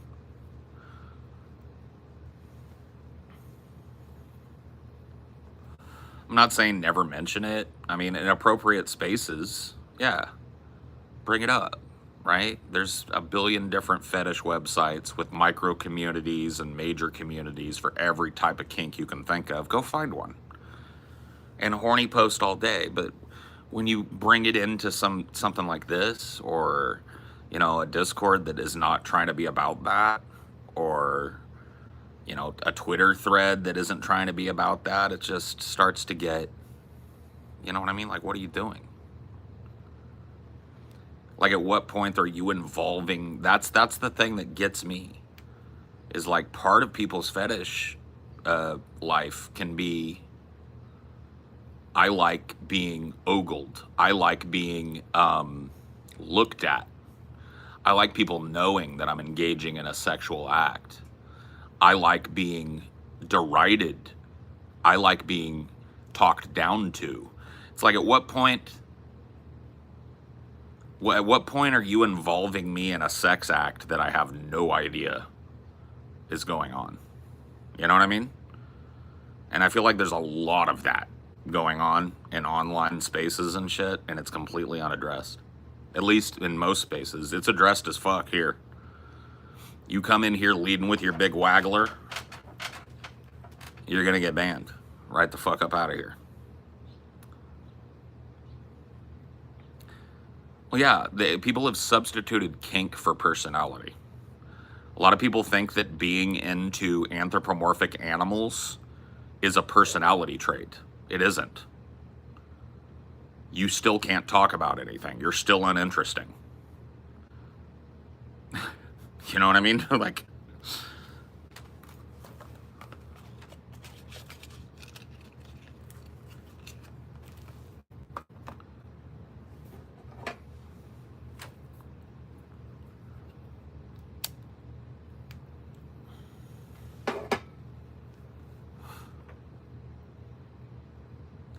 you're still not able to hold a conversation.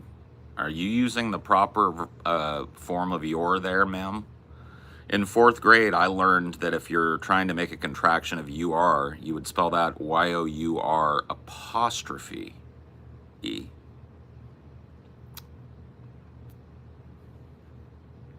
Try again on your next alt. Make sure you got your spell checker on. Go get Grammarly, it's free. It'll spell check everything for you, and it'll help you, like, optically get 30 or 40 IQ points.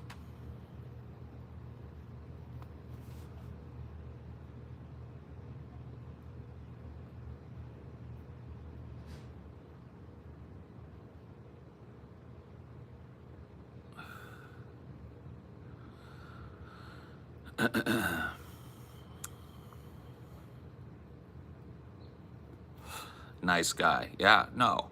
I mean, like, look, dude, if English is your second language, that's fine. But there's just too many people with English as a first language that don't know how to speak it, don't know how to communicate in it.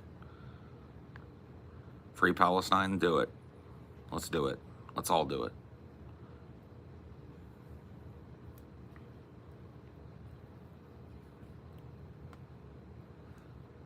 We knew what they meant.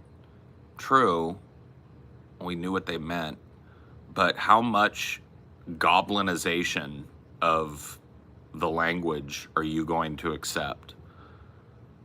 Are we to go back to speaking in grunts and hollers and howls?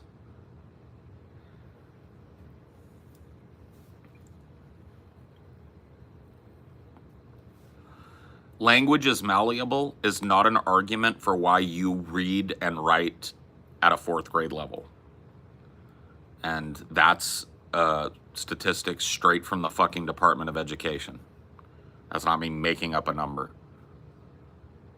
The average graduate of high school in this country reads at a 6th grade level.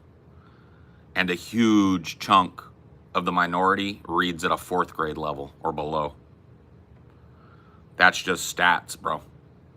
So that's not an excuse. Language is malleable doesn't mean you just go grunt at each other. Okay? Language is malleable, but the rules haven't fundamentally changed because people can't read and write.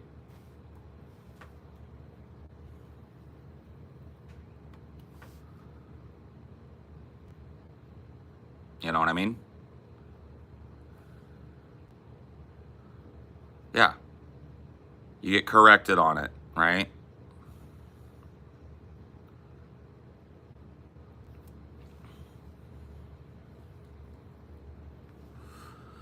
I mean, you don't have to fucking make an excuse for an entire generation, but you can't hand wave it.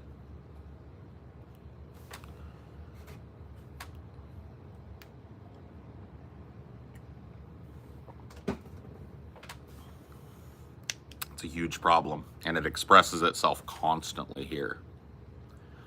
Constantly people trying to get a gotcha. Constantly people trying to throw a whoa, whoa, whoa, but they can't spell.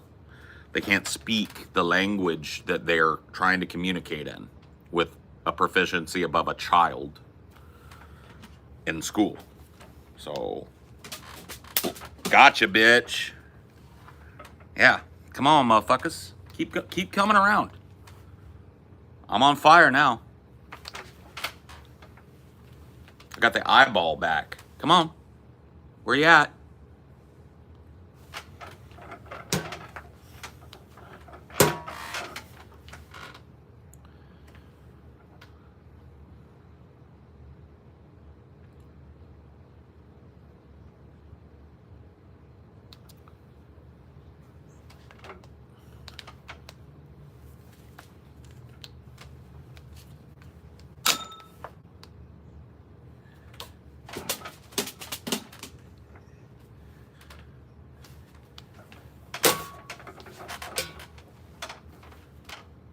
Come on.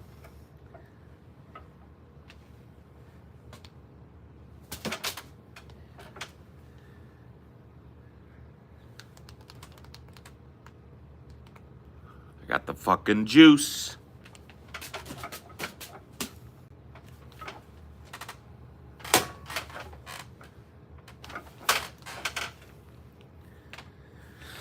I hate these fucking flies.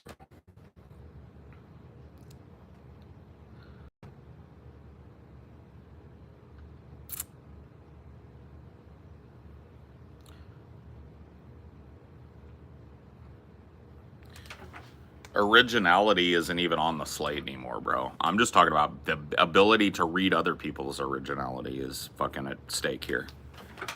You need that before you can develop a sense of personal originality. And people don't have it. And they want to, so what do people do? They repeat memes that they've heard other places. Somebody slightly smarter than them said something kind of funny at some point. Gotcha, bitch.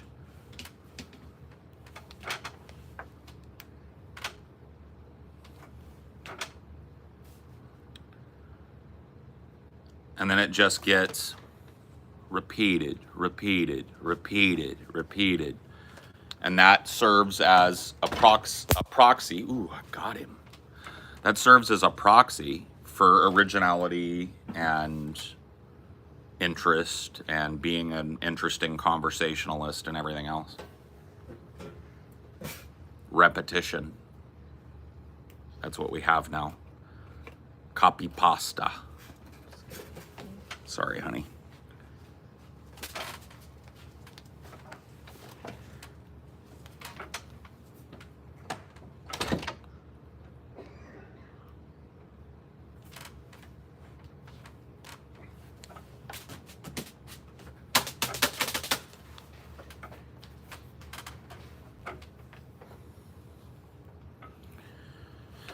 I'm making a game in English, and I'm glad I got an American friend to help me correct things. I mean, yeah, you know, it sticks out like a sore thumb if people can read.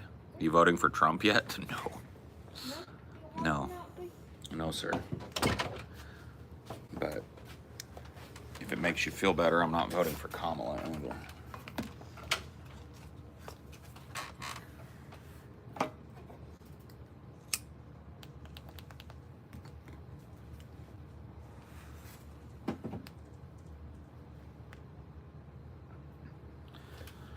What up, Pranav? Good morning.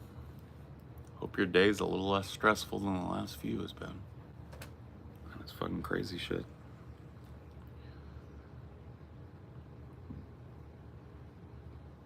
What are you fighting? Flies, bro. Just fucking house flies. Shit flies. Zip zap. Patty whack.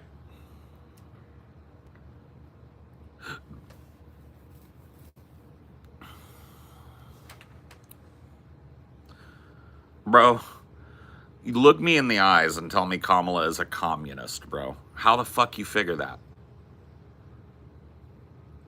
She's farther right on the border than your guy is. How the fuck you figure it? You tell me how Kamala's a communist, bro. It's fucking hilarious the way you people throw that term around. If this woman was close to communist, she'd have my vote. She flushed Medicare for All in the toilet. Yeah, She literally denounced it. she literally made an excuse. She said she misheard the question in 2020 and answered incorrectly instead of owning her position of doing away with private insurance companies and establishing a national health care program. How's that communist? So she moved to the Donald Trump way of thinking. You people are fucking retarded. Absolutely retarded. Yes, I've heard of Eugene Debs, the socialist that ran for president while in prison. Yes.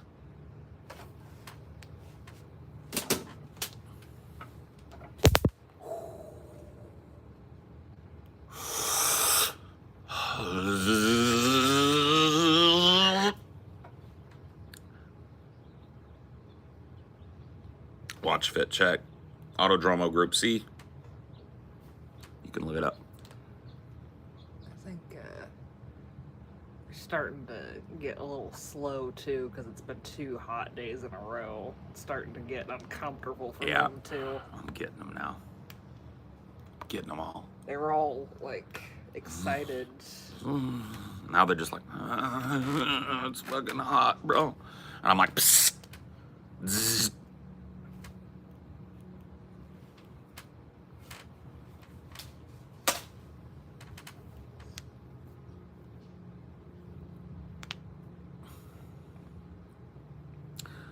Yeah, she did move to the Trump way of thinking after the polls showed that, yeah, right. She moved to the right. So she's a communist, but she's also got a lot of the same policies as Donald Trump now. How's that working out? Who's the commie now? Is Trump the commie too? Is Trump a commie too?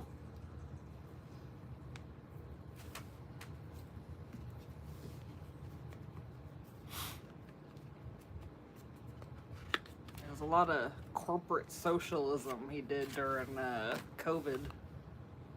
Yeah. Those almost completely forgivable loans to businesses. Yep. Stimulus. Yeah.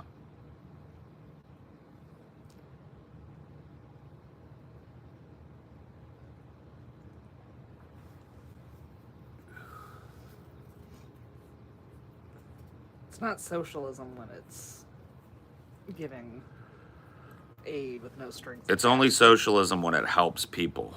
Yeah. If it helps corporations, that's just what needed to be done at the time.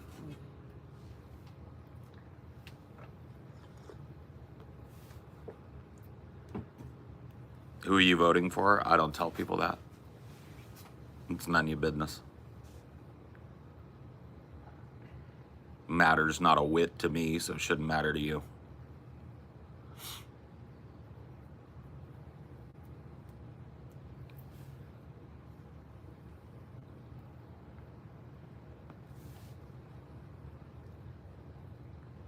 Socialism always turns to communism. What a wise statement with a basis on nothing.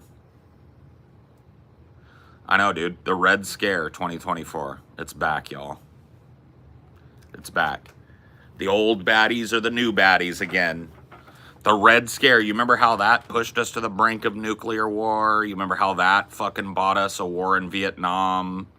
You remember all that shit, y'all? Afghanistan. Yeah, Afghanistan. You remember the Red Scare and all the fucking benefit it's reaped? Red Scare 2024. It's back, y'all. It's back. McCarthyism is back. Did you say Russia? Let me report. Let me tattle. Let me tell. Which is funny because now Russia is like the friend of the right.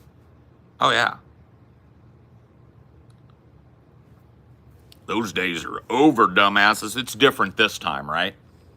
It's different this time.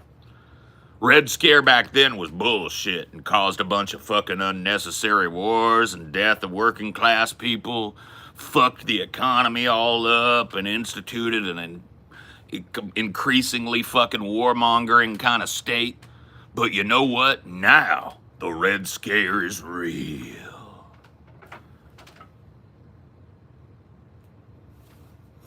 Give me a fucking break, kid.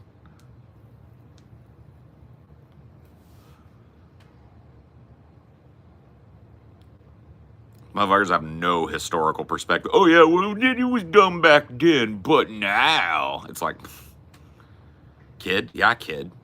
You don't like me calling somebody a kid? I'll call you kid. What's up, kid? You don't like how I talk to people? Don't fucking ask questions about it. Just leave. That's all you gotta do. That's the gesture. Touch your screen and go, what up, bro? What? You're about to be banned up out of my shit. That's what up, bro. What's up, kid? You about to find yourself homeless in the search for some fucking attention online.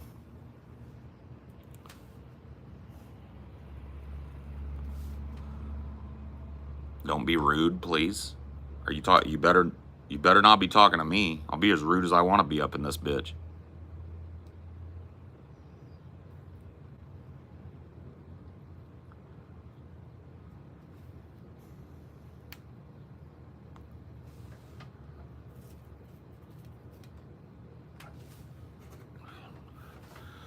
You wanna be polite? Start your own fucking live stream and get 2 viewers.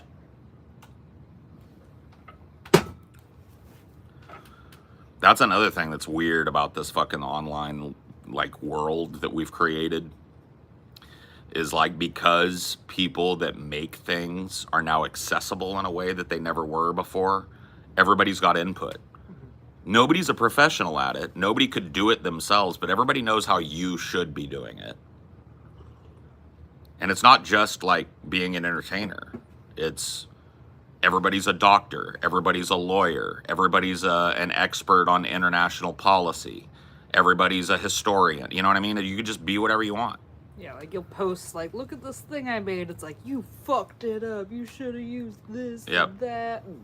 Yep. What's the saddest stream you've encountered? That chick jiggling. Yeah. Just the like Gujarati chicks that are like laying on their stomachs and all you can see is their head and shoulders and they're rocking back and forth like somebody's fucking them and they've got 2 viewers. And you know that's probably a woman that's being forced to do that by some dude that's hoping that she gets like donos and shit. Yeah.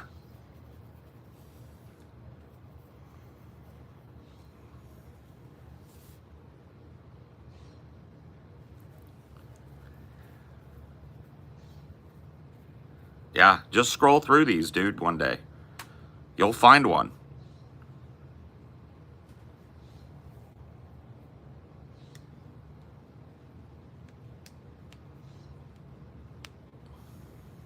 That is pretty sad. Yeah, it is. It is very sad if you really think about it. If you really let it hit home, it gets sadder the more you think about it. I'd rather not see it. Yeah, well, I'd rather not either. But if you scroll these, you're gonna see it.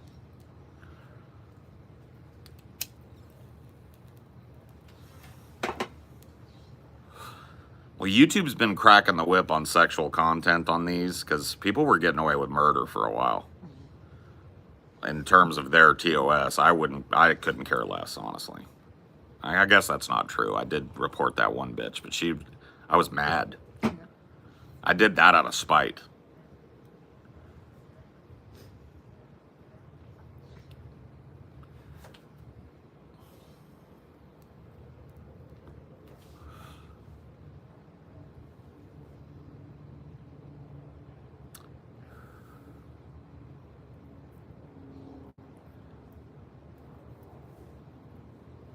You were mad and spiteful and you admitted it. Yeah, it's true. But her whole ass titties were out too, so it wasn't like, It wasn't unjustifiable. I was pissed because she had nothing to say. She was literally just babbling, so it clearly wasn't her personality. It was just the fact that she was wearing a tank top that were only covering the buds at the center of her dinner plate nipples. And I was like, this bitch is scalping 500 viewers off of this. I have to report.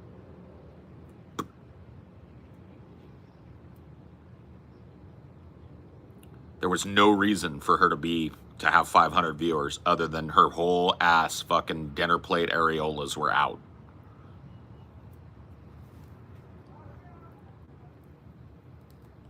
Yeah, I did sink her battleship for sure.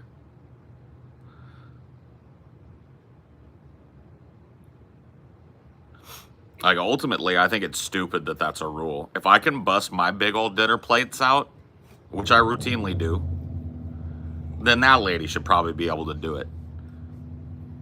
But you think you're scooping her viewers? Nah. Well, if I pull out my titties, I would be. And I could do that, too. I could sit out here shirtless and do a stream one day.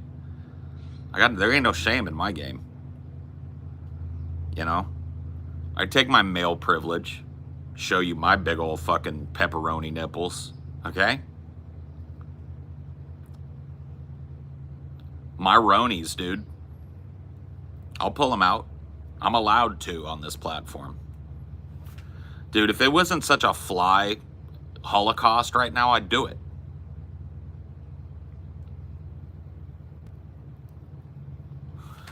Anti-cap Paul smacking down a poor woman. Yeah, dude. Destroying capitalism one titty streamer at a time, bro. Hey, dude, yeah. I'm shutting down the fucking titty industry, bro. That's the industry I feel I've got the most influence on.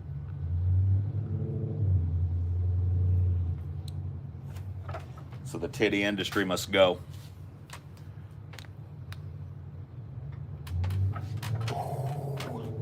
Gotten so many just like that sweep from under and back because they fly away from it. Very hairy nips. I actually don't have a whole lot of hair. And the hair you do have is like wispy light. Yeah. My body is strange, man. I really do have a strange body composition. Like in terms of hair. So I got a lot of hair from the neck up. And my beard is what you would assume like pubes would be like. But my actual pubes are more like this. But even lighter and but finer. Like finer and wispier. Wispy little pubes. Wispy pubes. And they're blonde as all get out. So it's like, what happened? What am I? What am I? I'm a monster. No. Got very like sparse chest hair. Like you would assume I'd have a big, full, hairy chest. But I'll show you guys, man. It's very sparse. See? Look. There's hairs. But if you touch these, they're very fine. They're very nice to touch. No nip hairs or anything. Nips or look at that titty. I'm allowed to do that too, by the way. I'm allowed to show you my pepperonis.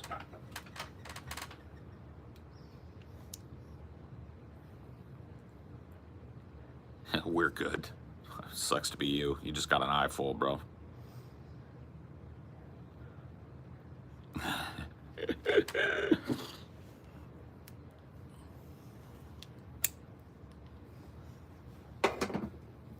It is. That's how I measure whether a pizza is good and using standard pepperoni. I pull one off of the pizza and I hold it up.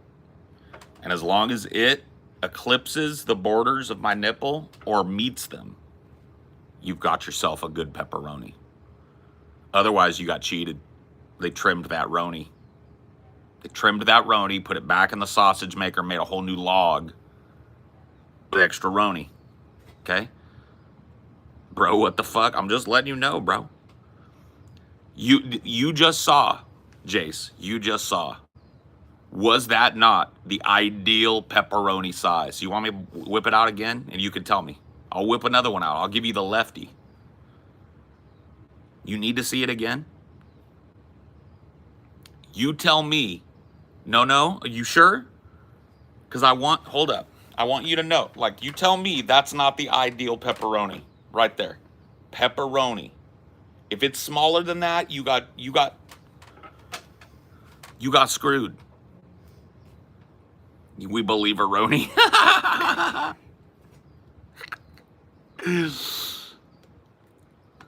Yeah, dude. Is anybody dipping their wick off of this one? Reported? Hey, dude, I earned it. I pulled out the pepperonis. You know what I mean? Need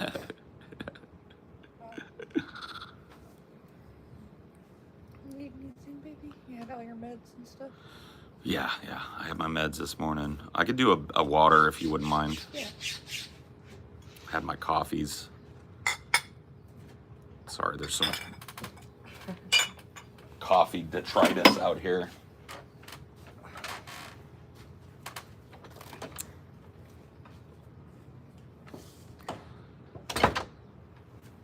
It's like water to a rabies patient. He's like, don't do it.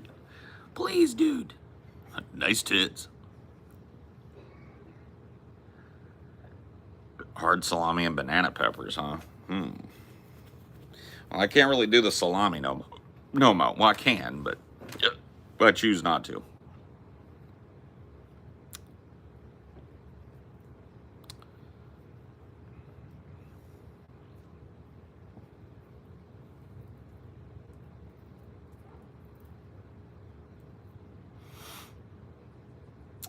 Opinions on mushrooms on pizza? Dank.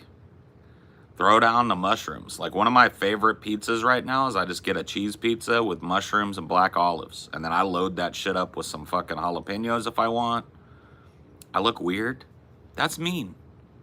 Because I don't feel like I would say that to you even if you did look weird to me. So I feel like you come through like places like this and you tell people that they're weird, but you don't even know me. I think that's very mean. I think what you said was very mean.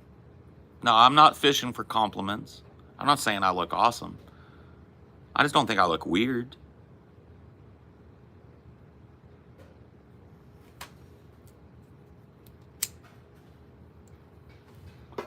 Oh, that was mean for that person to say. It's okay. I forgive you. You just ever think about doing that? There's probably some people out there who you've actually hurt their feelings. I was just pointing it out.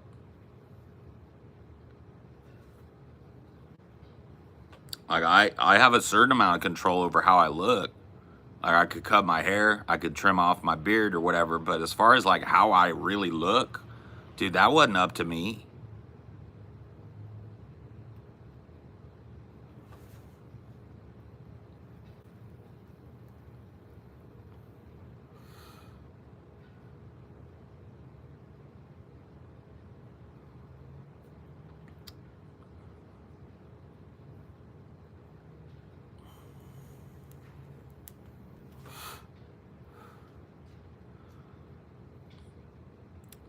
That's the thing. It's like weird, man, because I don't feel like that person would come up and be like that in public. I don't feel like they bring that energy in public, right?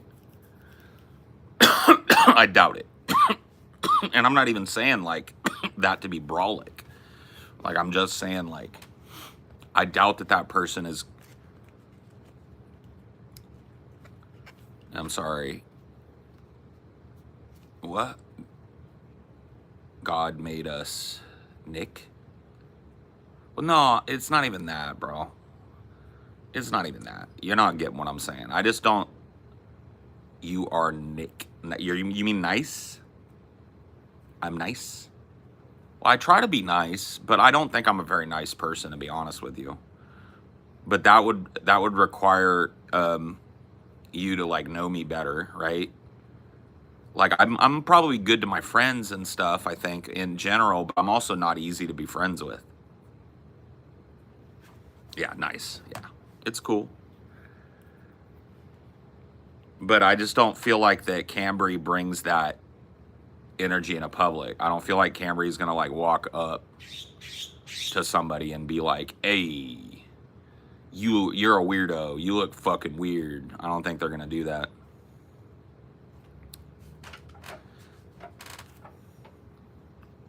Person is a child, probably. I don't know how are we supposed to know that?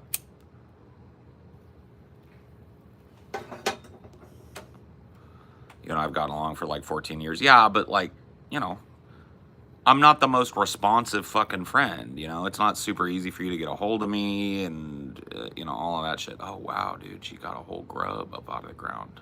Sick. Congrats, little blue jay. You got a whole grub. Are you going to take that back to your homies?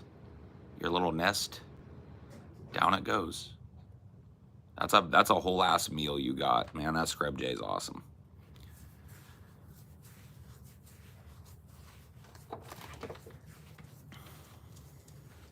I think it helps we're both close to the same age.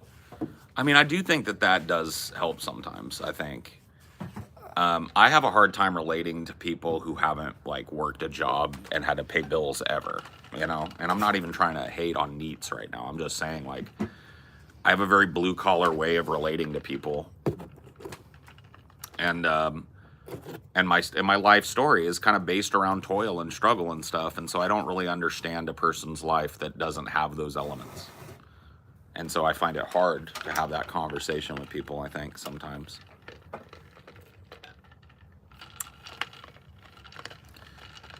Usually don't respond to my Discord messages. You're not the first. You won't be the last. That's part of your personality, honestly. Well, see, but you having that view on it is a sign that you were raised before that was a thing. Yeah. Yeah. Well, you know, I mean, we have different lives. You know, you've got kids, I don't, but we both had to bust our asses to get where we are. We both know what it is to work. You know, and we both have experience in a world where you weren't at somebody's beck and call. And I'll tell you right now, dude, my whole fucking thing with not responding to DMs and shit, dude, I can trace that in my mind. They actually trigger me because my life used to be, here's what would happen, okay? I was warned the first day that I started my job at the school district.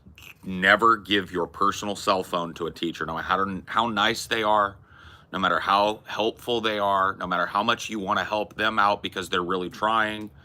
They will beg you. They will plead with you. Don't do it. And I was like, all right, this was my trainer, right? The guy I shadowed for 6 months before I got hired. And I abided by that until I got hired as a full-time guy, and now I wasn't helping him out at his schools. Now they're my schools, right? And it hits different. It hits different. It does. When you have a great teacher who you know is spending their time helping other teachers with minor problems because you can't be in every fucking room, and they're really trying to be leaders in the technology field, it is almost impossible when a teacher that you've established a good, friendly working relationship with that respects the shit out of you because they know your time is limited, and you respect the shit out of them because you know their time is limited, right? and they look at you and they go, hey, do you have a cell phone number so I can get a hold of you easier? You fell for the trap. Yep. How do you say no? How do you say no? You should have treated your trainer's words as gospel. Well, I will tell you this. Rich, that was his first name. Rich had his issues. Rich, but I will tell you this, you're right. When it comes to that job, he knew what the fuck was going on from an angle that I couldn't ever know. He was a teacher. Oh, I see. Rich was a 6th grade teacher who was a TSA, teacher on special assignment. He had moved to the technology department, but he kept his teaching credential. So he had that whole, for like 25 years before he started doing what he did with me. He was a teacher. So he knew teachers. And that's what I sucked up from him constantly, was when he dealt with teachers, when he dealt with me, he treated me like, not shit, but he was very gruff, direct, brusque. If I fucked up, he let me know. He wasn't worried about my feelings. He wanted me to be good. But when he talked to a teacher, oh my God, he was Mr. Sunshine and Roses, no matter what. And I took that from him. I did. But yeah, he was telling you, it's like, I like these teachers, but they're gonna take. Well, I ended up giving my fucking phone number out to one good teacher, and I don't even blame her, but it got passed around. Somebody found out she had my number, and then it was over. And then now I've got 25 teachers calling me on my personal line, sending me texts, right? And it started to become this thing where I would wake up in the morning, right? And because of my job, I would check my technology. It's the first thing. In fact, I used to sleep with my laptop sitting next to me, playing a video or a song or something, right? With the screen off. So first thing I would do in the morning when the fucking alarm went off is I would hit the fucking brightness thing on my laptop and turn it on. And I would look at what was facing me for the day. And it would be, you guys know when you have like, somebody's DM'd you and you have that little red circle with a number in it that's on the icon. That used to be my fear. I used to look at it and I would see 6, 7, 10, 12 on my different notification things. And I'm like, already, I'm not even awake yet, and 10 people need me right now. And they're all spread out over all 3 campuses and the district office. And so now that I don't do that job, when I see those notifications, I'm like, fuck it. I don't read it. I don't have to. You know?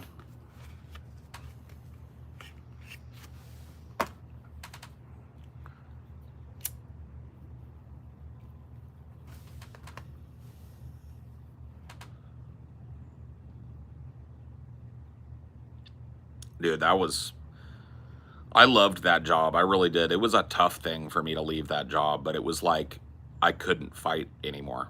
I could not reconcile what was correct from what I was seeing, and I understood the cost of it. Like, I understood that the end result of things running shittily is that these children are not getting a good education. Class sizes 40 to 1 when I was working there. 40 kids to 1 teacher. Yeah, he was just trying to keep you sane. Well, not only that, but like he believed. He was a true believer when it came to technology and education. The guy actually believed that it was useful. Now, he hated it, but he taught me some wild fucking shit, bro. That guy knew some shit about Apple machines of that era. We used to have these little MacBooks before the MacBook Pro, white. They were white. And that's what every teacher had for a while, was a MacBook. And he taught me this thing. I won't say it because I named it after him. We'll call it the Rich Drop. I used to use his last name, but I don't want to dox dude. I used to call it the Rich Drop. I was fucking around trying to get a teacher's data off of a MacBook hard drive and onto a new MacBook. And the hard drive was non-responsive. And I was fucking going out of my mind, because a teacher losing all their data is not ever a conversation you want to have with somebody. And our schools at that point, when I was first hired, weren't set up with redundant backups. We didn't have the server architecture in place yet. So we were running a very fly by the seat of your pants operation. And if somebody lost their data, right? So he came in, and he comes into the little office. I've got a stack of these laptops that I need to pull stuff off of, and I'm just cussing at this laptop. Fucking piece of shit. It would get, you know, a quarter of the way, and then it would get halfway. You know what I mean? I was just fucking. And he goes, "Give me that." Grabs it, holds it about like 5, maybe 4 feet off the ground. Make sure it's flat, and just drops it. And I was like, it goes. Right? It hits all at once on its bottom, and he picks it up and he hands it to me and he goes, "Try again." Fucking 100%. I was like, "Are you kidding me?" He goes, "Yeah. Sometimes it's just something crusty gets in that little read write arm, and you drop it and it knocks it loose." And I was like, "Okay." And it worked every fucking time. I shit you not, I dropped hundreds of these machines on purpose. Like 90% of the time it would work. I'm not even kidding. That's why I named it what I named it. And I used to share it because I knew, I never told my boss about it. Because he'd be like, "Why are you dropping things?" But I would tell other people. I'd be like, "Dude, do the rich drop. What's that? I'm going to come over and I'll show you." Worked. I shit you not. He knew all this kind of crazy shit about that era of computing in an educational environment, and he shared all that shit with me, you know. He knew all these like little workarounds and these little like work smarter not harder type of things.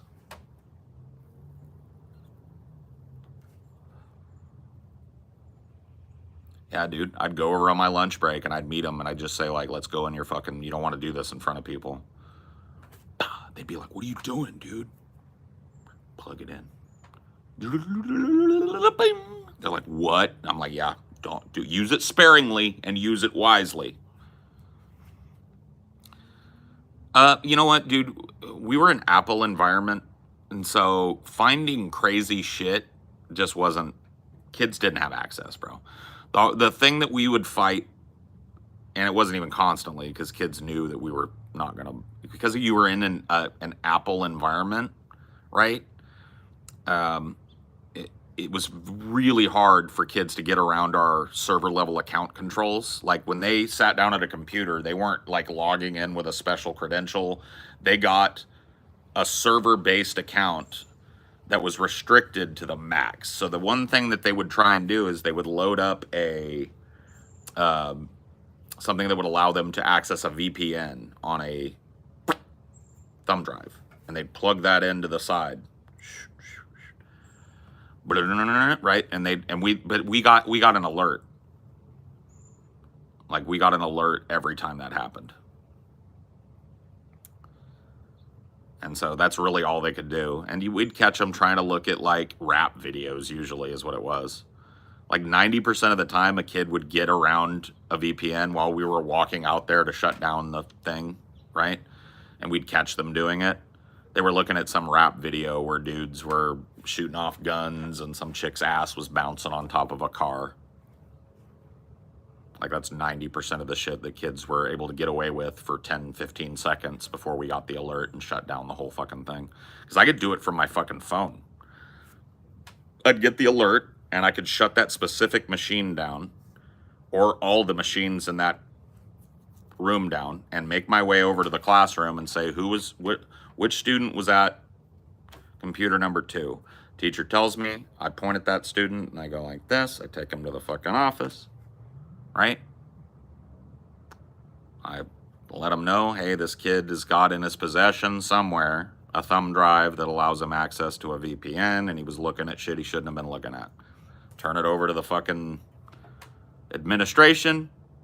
and it never happens again in that classroom.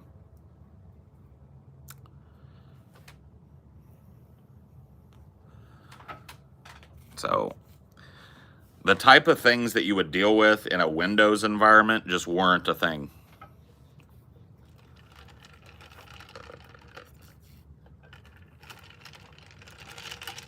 Paul was a cop? No. That's like 0.001% of what I did. Most of the time I was crawling around in the ceiling, running Cat 5 to replace Cat 1. I was underneath a dirty, filthy, cobweb-infested desk running fucking network cables and clamping network cables and shit. Moving around giant fucking 80-pound egg-shaped Emacs with no handles on them. Setting them up, like, you know, 0.001% of my job was catching a stupid kid with a VPN.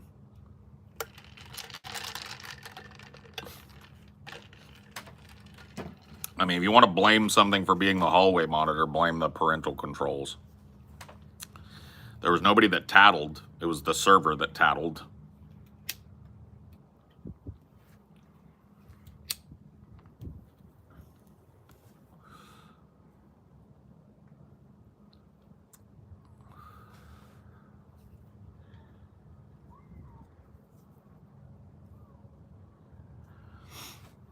We had Chromebooks, and there was roughly 5,000 students in the school. Yeah, when I left, when I quit the job after 8 years, they were rolling out Chromebook carts.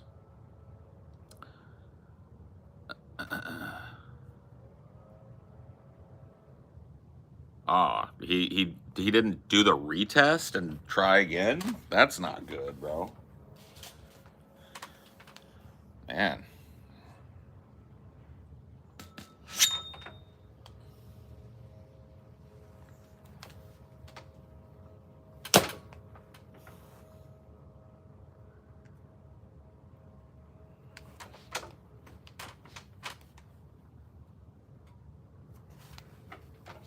Oh, I got him. I got him. Snap. Snap, crackle, pop.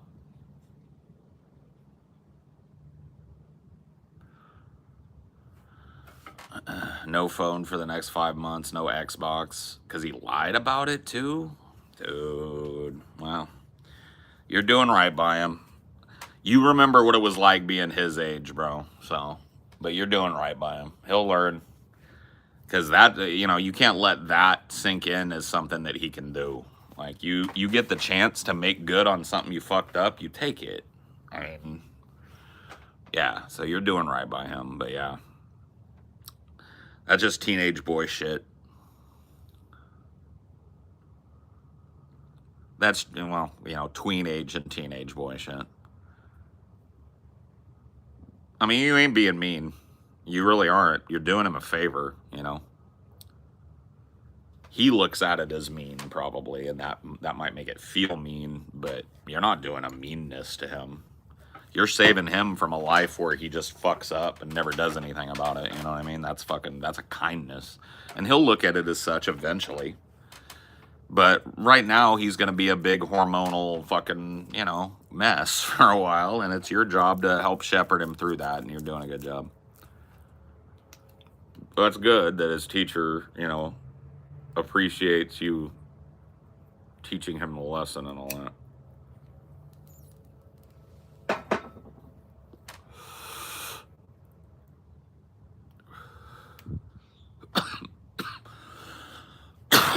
I mean, it wasn't uncommon for me to be given those opportunities as a kid. And when I was given them, I always took them. They're like, you can come back tomorrow and you can retake this test at recess. I'd be like, all right. And I would go home and hit the books.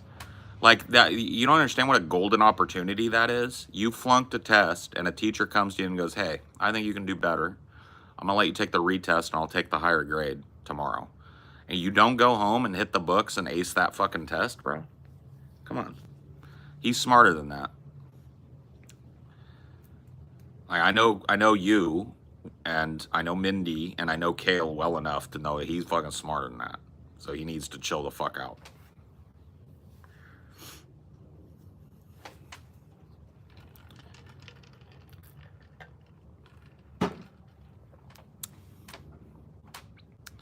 But you're doing what you got to do. Dude, if you think about what you're taking away from him, you're grounding him for a while. You're taking away his fucking video games. You ain't hurting him. Yeah, it's laziness. Well, I wouldn't even call it that, because laziness is one of those terms. Well, I mean, I'm not saying you don't use it, because you're right. It is laziness. But really what it's rooted in is, if you want to think about it, the easy road, right?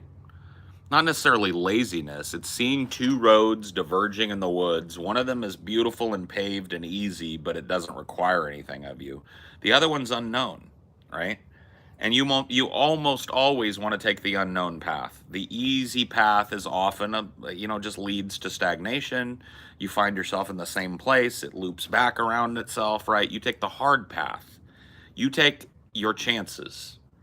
And when you're given opportunities to diverge from failure into success, you take them.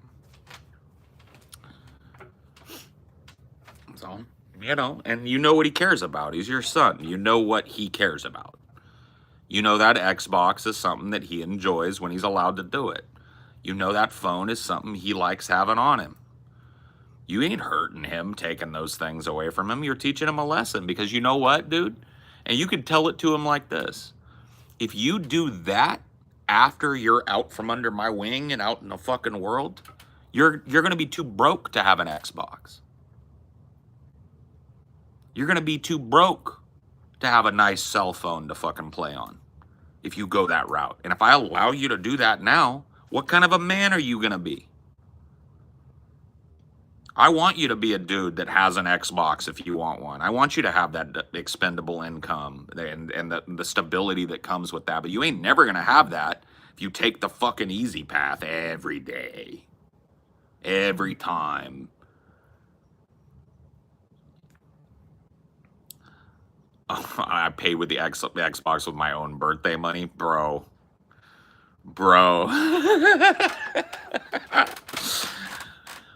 Fucking who pays the power bill on the Xbox? Do you pay? Be like, all right, you can keep your Xbox. I'm taking the plug. There you go. Because you don't pay the power bill. Yeah. There you go. Here's your X brick. I'm taking the fucking power supply. And the TV it's hooked to, because you didn't buy that with your birthday money. How's that? You want to keep the TV, or you want to keep mouthing off? Oh, dude. Uncle Paul kicking in, bro.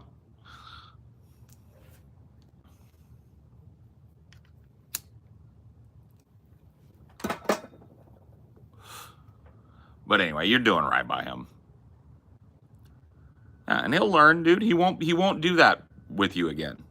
It's not forever, but it's long enough that it's going to sting. He's going to be bored. He's going to be hitting them books. You're going to be over his shoulder. I know you. You'll be making sure that them tests are done, making sure that homework is done on time, making sure his time is being spent productively around the house. He'll learn. There's an easy way and a hard way, and it's not necessarily easier to go the easier way. You feel me?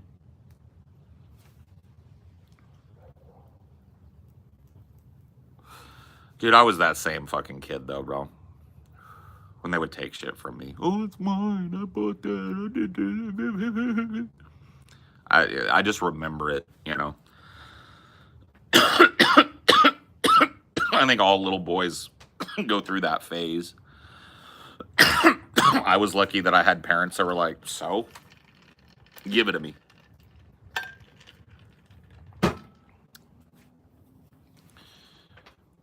Paul, will you ever have super chat donation thingos? If not, why not? Maybe in the future. I just like that this show isn't based around me having to read donos all day, and I don't have this like monetary drive to do it. I make no money doing this. My channel's not monetized, so even for views, I don't get the pennies for views and shit here.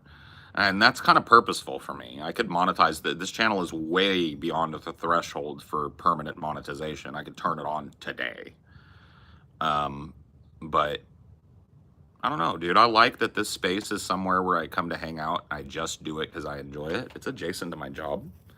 People might find me here and I might end up making money if they decide to become a patron of my other work and stuff. But yeah, I don't really care to have super chat donation pop-ups, fucking I paid $5 so I get to interrupt the conversation shit. There's plenty of that on the internet, so I don't know how, I think a lot of parents are still that way.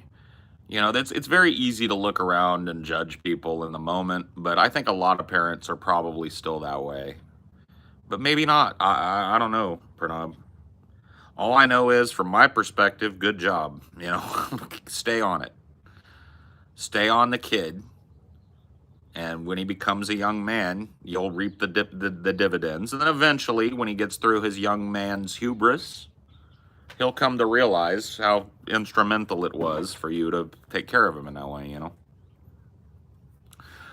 Don't do that, Pranav. Don't do that, man. Take your family. Like, honestly, I love you and I appreciate that, but don't do that, dude. Don't do that, man. Take your family. Get yourself something nice. Get Mindy something nice. When that boy's off fucking punishment, take him somewhere. You know what I mean? I know I can't stop you. I'm just telling you, bro.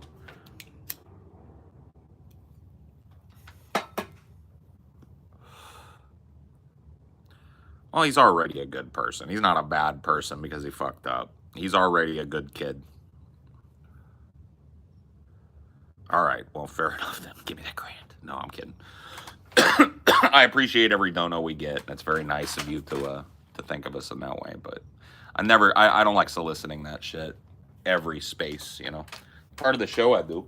People can donate for us to cover different things. I don't mind doing that, but I just don't need every space I'm in to be that,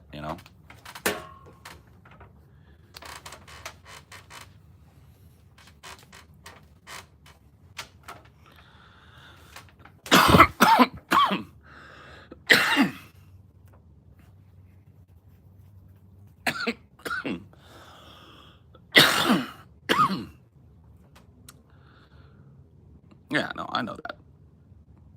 True that, true that. What's the realest shit you've ever heard? The realest shit I ever heard. For me, personally, it might not mean as much to you.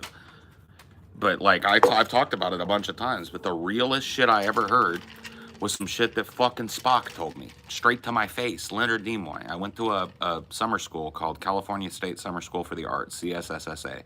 You can look it up. It's in Valencia, California, on the CalArts campus. Beautiful, beautiful private acting and arts college. And they did a summer school competition every year that was worldwide. And I won along with a friend of mine from shitty little Madera, California, and we went. Two friends of mine, actually. And I'm sorry. So anyway, it was like college level, collegiate level acting courses for a 15-year-old, basically, right? And it was nuts. And one of the things that we got to do was about halfway through our semester, which was 3 months over the summer, we prepared contrasting monologues and performed them in front of 2 working actors. That's all we were told, right? And when we showed up that day, the actor was Edward James Olmos and Leonard Nimoy, Spock. And Edward James Olmos is Blood In, Blood Out, Mi Familia. He's a well-known Hispanic actor, right? So the way that they had it set up is that we would all wait outside, or not, I'm sorry, we would wait in raked seating, we would watch, and then they would go have a private conversation each, and then another performance, right? So it took all day. These guys gave a lot of their time to sit and critique a bunch of young kids. So I did my contrasting monologues. I don't remember which I did. And he was very nice, he was very encouraging. He was like, "You got a lot of talent, man. I see a lot of talent in you. You keep working, you're gonna do something in this business, man." I was like, "Hey, thank you very much." And I told him at that point, I'm a big fan, Mi Familia and all that. And he was like, "Oh, thank you. Yeah," he's like, "Working in the business is great." He gives you a little 2 or 3 minutes, right, where you get to go back and forth. And he was all nice, all great, all encouraging. And so I was like, cool, I'm all chuffed up, and I'm looking at fucking Spock. And he's sitting there waiting to talk to me. And so I go over there, and I shake his hand, and I sit down. And he's across from me, and he says, you didn't really care about either of these pieces that you did you? And I was just taken aback. And he was like, you didn't put in much work either, did you? And I thought, like, I had this battle in my head of defending myself, because I did put some work into them, or just admitting to him that, yeah, I didn't really do much work on this. And so I just admitted it. I said, no, sir, I didn't. And he said, it showed. And he said, look, I could sit here and tell you you're talented, but I think you already know that. You're here. But I will tell you that there are a lot of talented people and only a very few slots being an entertainer. And if you conduct yourself the way you conducted yourself today in a professional setting, you're never going to get cast in a role in a professional capacity. And I was like, well, oh, thank you. Shook his hand, and I walked out, fucking red-faced, a little angry. But that, for me, was the realest shit that a motherfucker ever told me. Having it come from a person that, you know, it's Spock, right? It's not just some asshole teacher or some guy that claims to have credentials. This is a dude that you can't fucking, you know what I mean? You can't, no, never meet your heroes. I'm glad I met my hero. I'm glad. Dude, I would thank him if he was still alive. 100% changed my perspective on my work. I stopped fucking around. I realized what an opportunity I had. You know what I mean, Don? Yeah, all right. Well, fair enough. He was harsh with me, but I needed it. I was there to learn. I didn't learn anything from Edward James Olmos telling me the same shit that other people had told me. Oh, I'm talented? Cool. Oh, I've got a chance to be big? Cool. You know, it felt nice. But what Leonard Nimoy gave me stuck with me.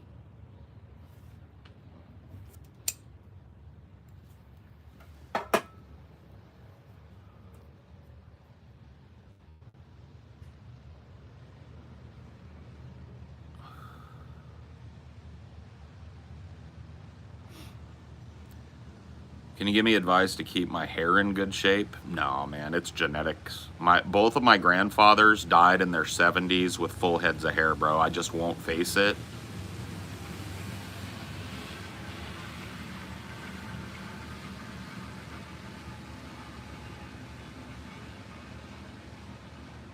Bro, can you guys tell me what the fuck that was?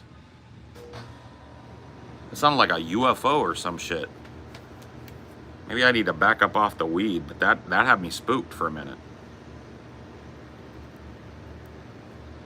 Yeah, the alien ship. I don't know, man. I don't know what the fuck that was, bro. I don't even want to know, bro. Yeah, I believe in UFOs, dude. Don't you? Aliens, no.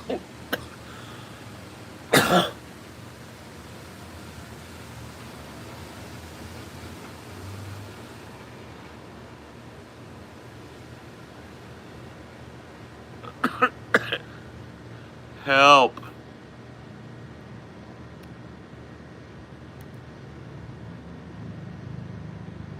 Isaac Plumbo, dude. That was such a funny time. Me and TJ were feeding off each other's energy, bro. But he, in true TJ fashion, decided to insert a fucking alien abduction scene. Yeah, I have, but I've told the whole ass story, and it wasn't that long ago. I just don't feel. Ask me again 6 months from now. Maybe we'll do it again. Keep that one in your back pocket, Subtunner. But yes, I did have what I would call an extraterrestrial encounter. Bleep, bloop, take me to your leader. Bloop, beep, bloop. No. But yeah, no, I did have an encounter.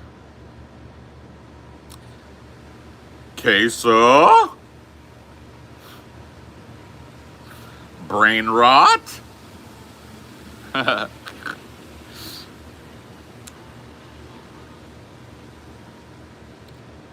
Okay, but I'm like 75% sure you were high. I was a child. I wasn't high. It happened when I was 9 years old, or 10, somewhere in that zone. So yeah, I didn't start smoking weed till I was like 13. So this was 3 years before you could call me high. There were no psychedelics. I was a 10-year-old when it happened. So try again. What happened then? Okay. I'll tell you exactly what happened without any of the fucking filler because I don't feel like telling the whole story again. My friend and I saw something in the sky one night. I was living in that friend's backyard in a fucking camper shell. My parents' divorce was ugly and ongoing. I was living in a camper shell on risers in this friend's backyard. We were chilling together one night. It was a summer night. The sky was clear. We saw some shit zipping around in the sky. We decided the next night we were going to camp out. So we got a big blanket, sat up at the top of the hill, kind of near to the house. We had a little ice chest that had some sodas in it. We had some, you know, bags of chips. We had this robot thing that he had that was a tape recorder thing. You know, we had all this shit. We laid out there. We didn't see anything. We fell asleep. We woke up. That blanket that was at the top of the hill near the house was now at the bottom of the hill near the pond. Okay? Are you following me? So we woke up and we had been moved with all of our stuff too. All of our stuff was exactly where we left it. We had just moved 200 feet down the hill to where like the pond was like 20 feet from us. You know, we woke each other up. We both get awake. What the fuck happened? Then we hear something over by the edge of the pond. It's the middle of the night. We've got a flashlight. We shine it over there. We see fucking like the scrub brushes at the edge of the pond. We can kind of see something moving in there. We go in close with it to try and see what it is. Something makes a sound, and I'm going to make the sound. It goes, Rah! And it goes across the pond so fast we couldn't see what it was, and so fast that it left a wake in the pond. And that was it.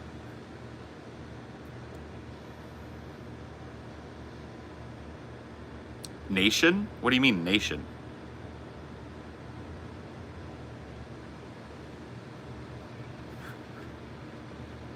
So that was that. So to this day, I can't tell you what animal could have moved that fast or makes that sound and was big enough to leave a wake on the water. Right? And I cannot tell you how we could have possibly been moved from the top of the hill to the bottom of the hill without waking up. With all of our stuff. It makes no sense. I told the more detailed, longer, fleshed out version of it probably like 3 months ago. I don't know, dude. It's hard to find shit on my channel. It's one of these, though.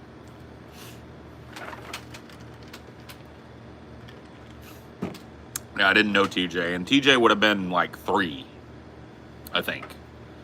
Because I'm like 5 years older than TJ or something. Give or take, I think. So yeah, TJ was born in 86, I think, or 85. Am I wrong about that? Because yeah, he would have been, if I was 10, he would have been 5 years old. And living across the country. Yeah, 85, yeah.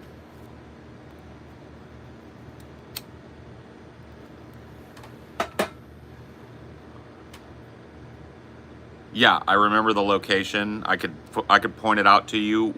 If I was on my computer, we could go do a Google tour of it right now. I know exactly where it was. It's in the backyard of the house across the street from the house I grew up in.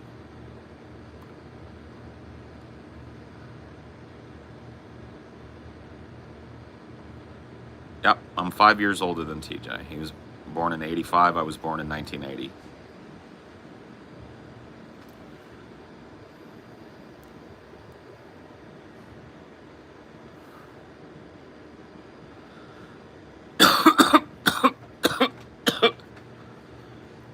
Happened.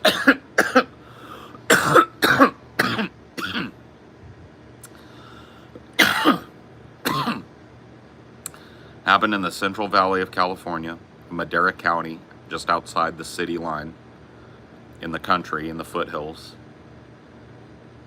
Air Force Base nearby, the nearest Air Force base is Lemoore Naval Air Station, as I'm the most local air base.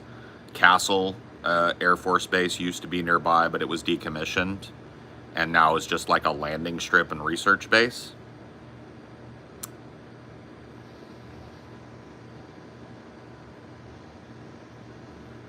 Yeah, we were freaked out for a while, bro. It was wild.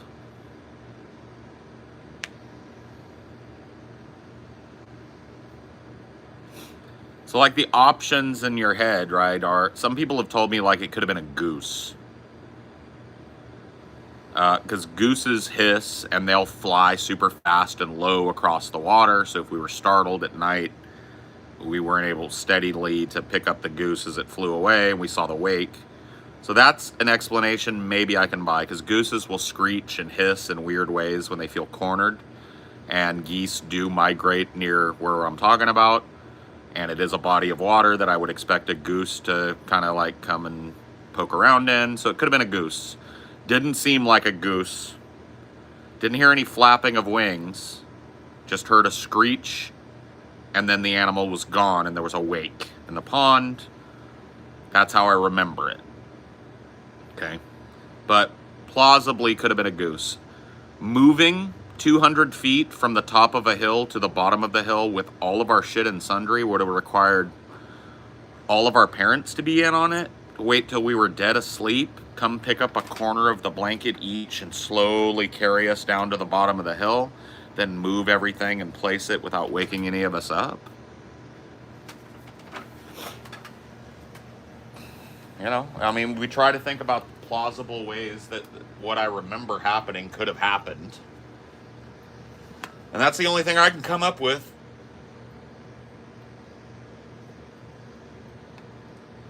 Ugh.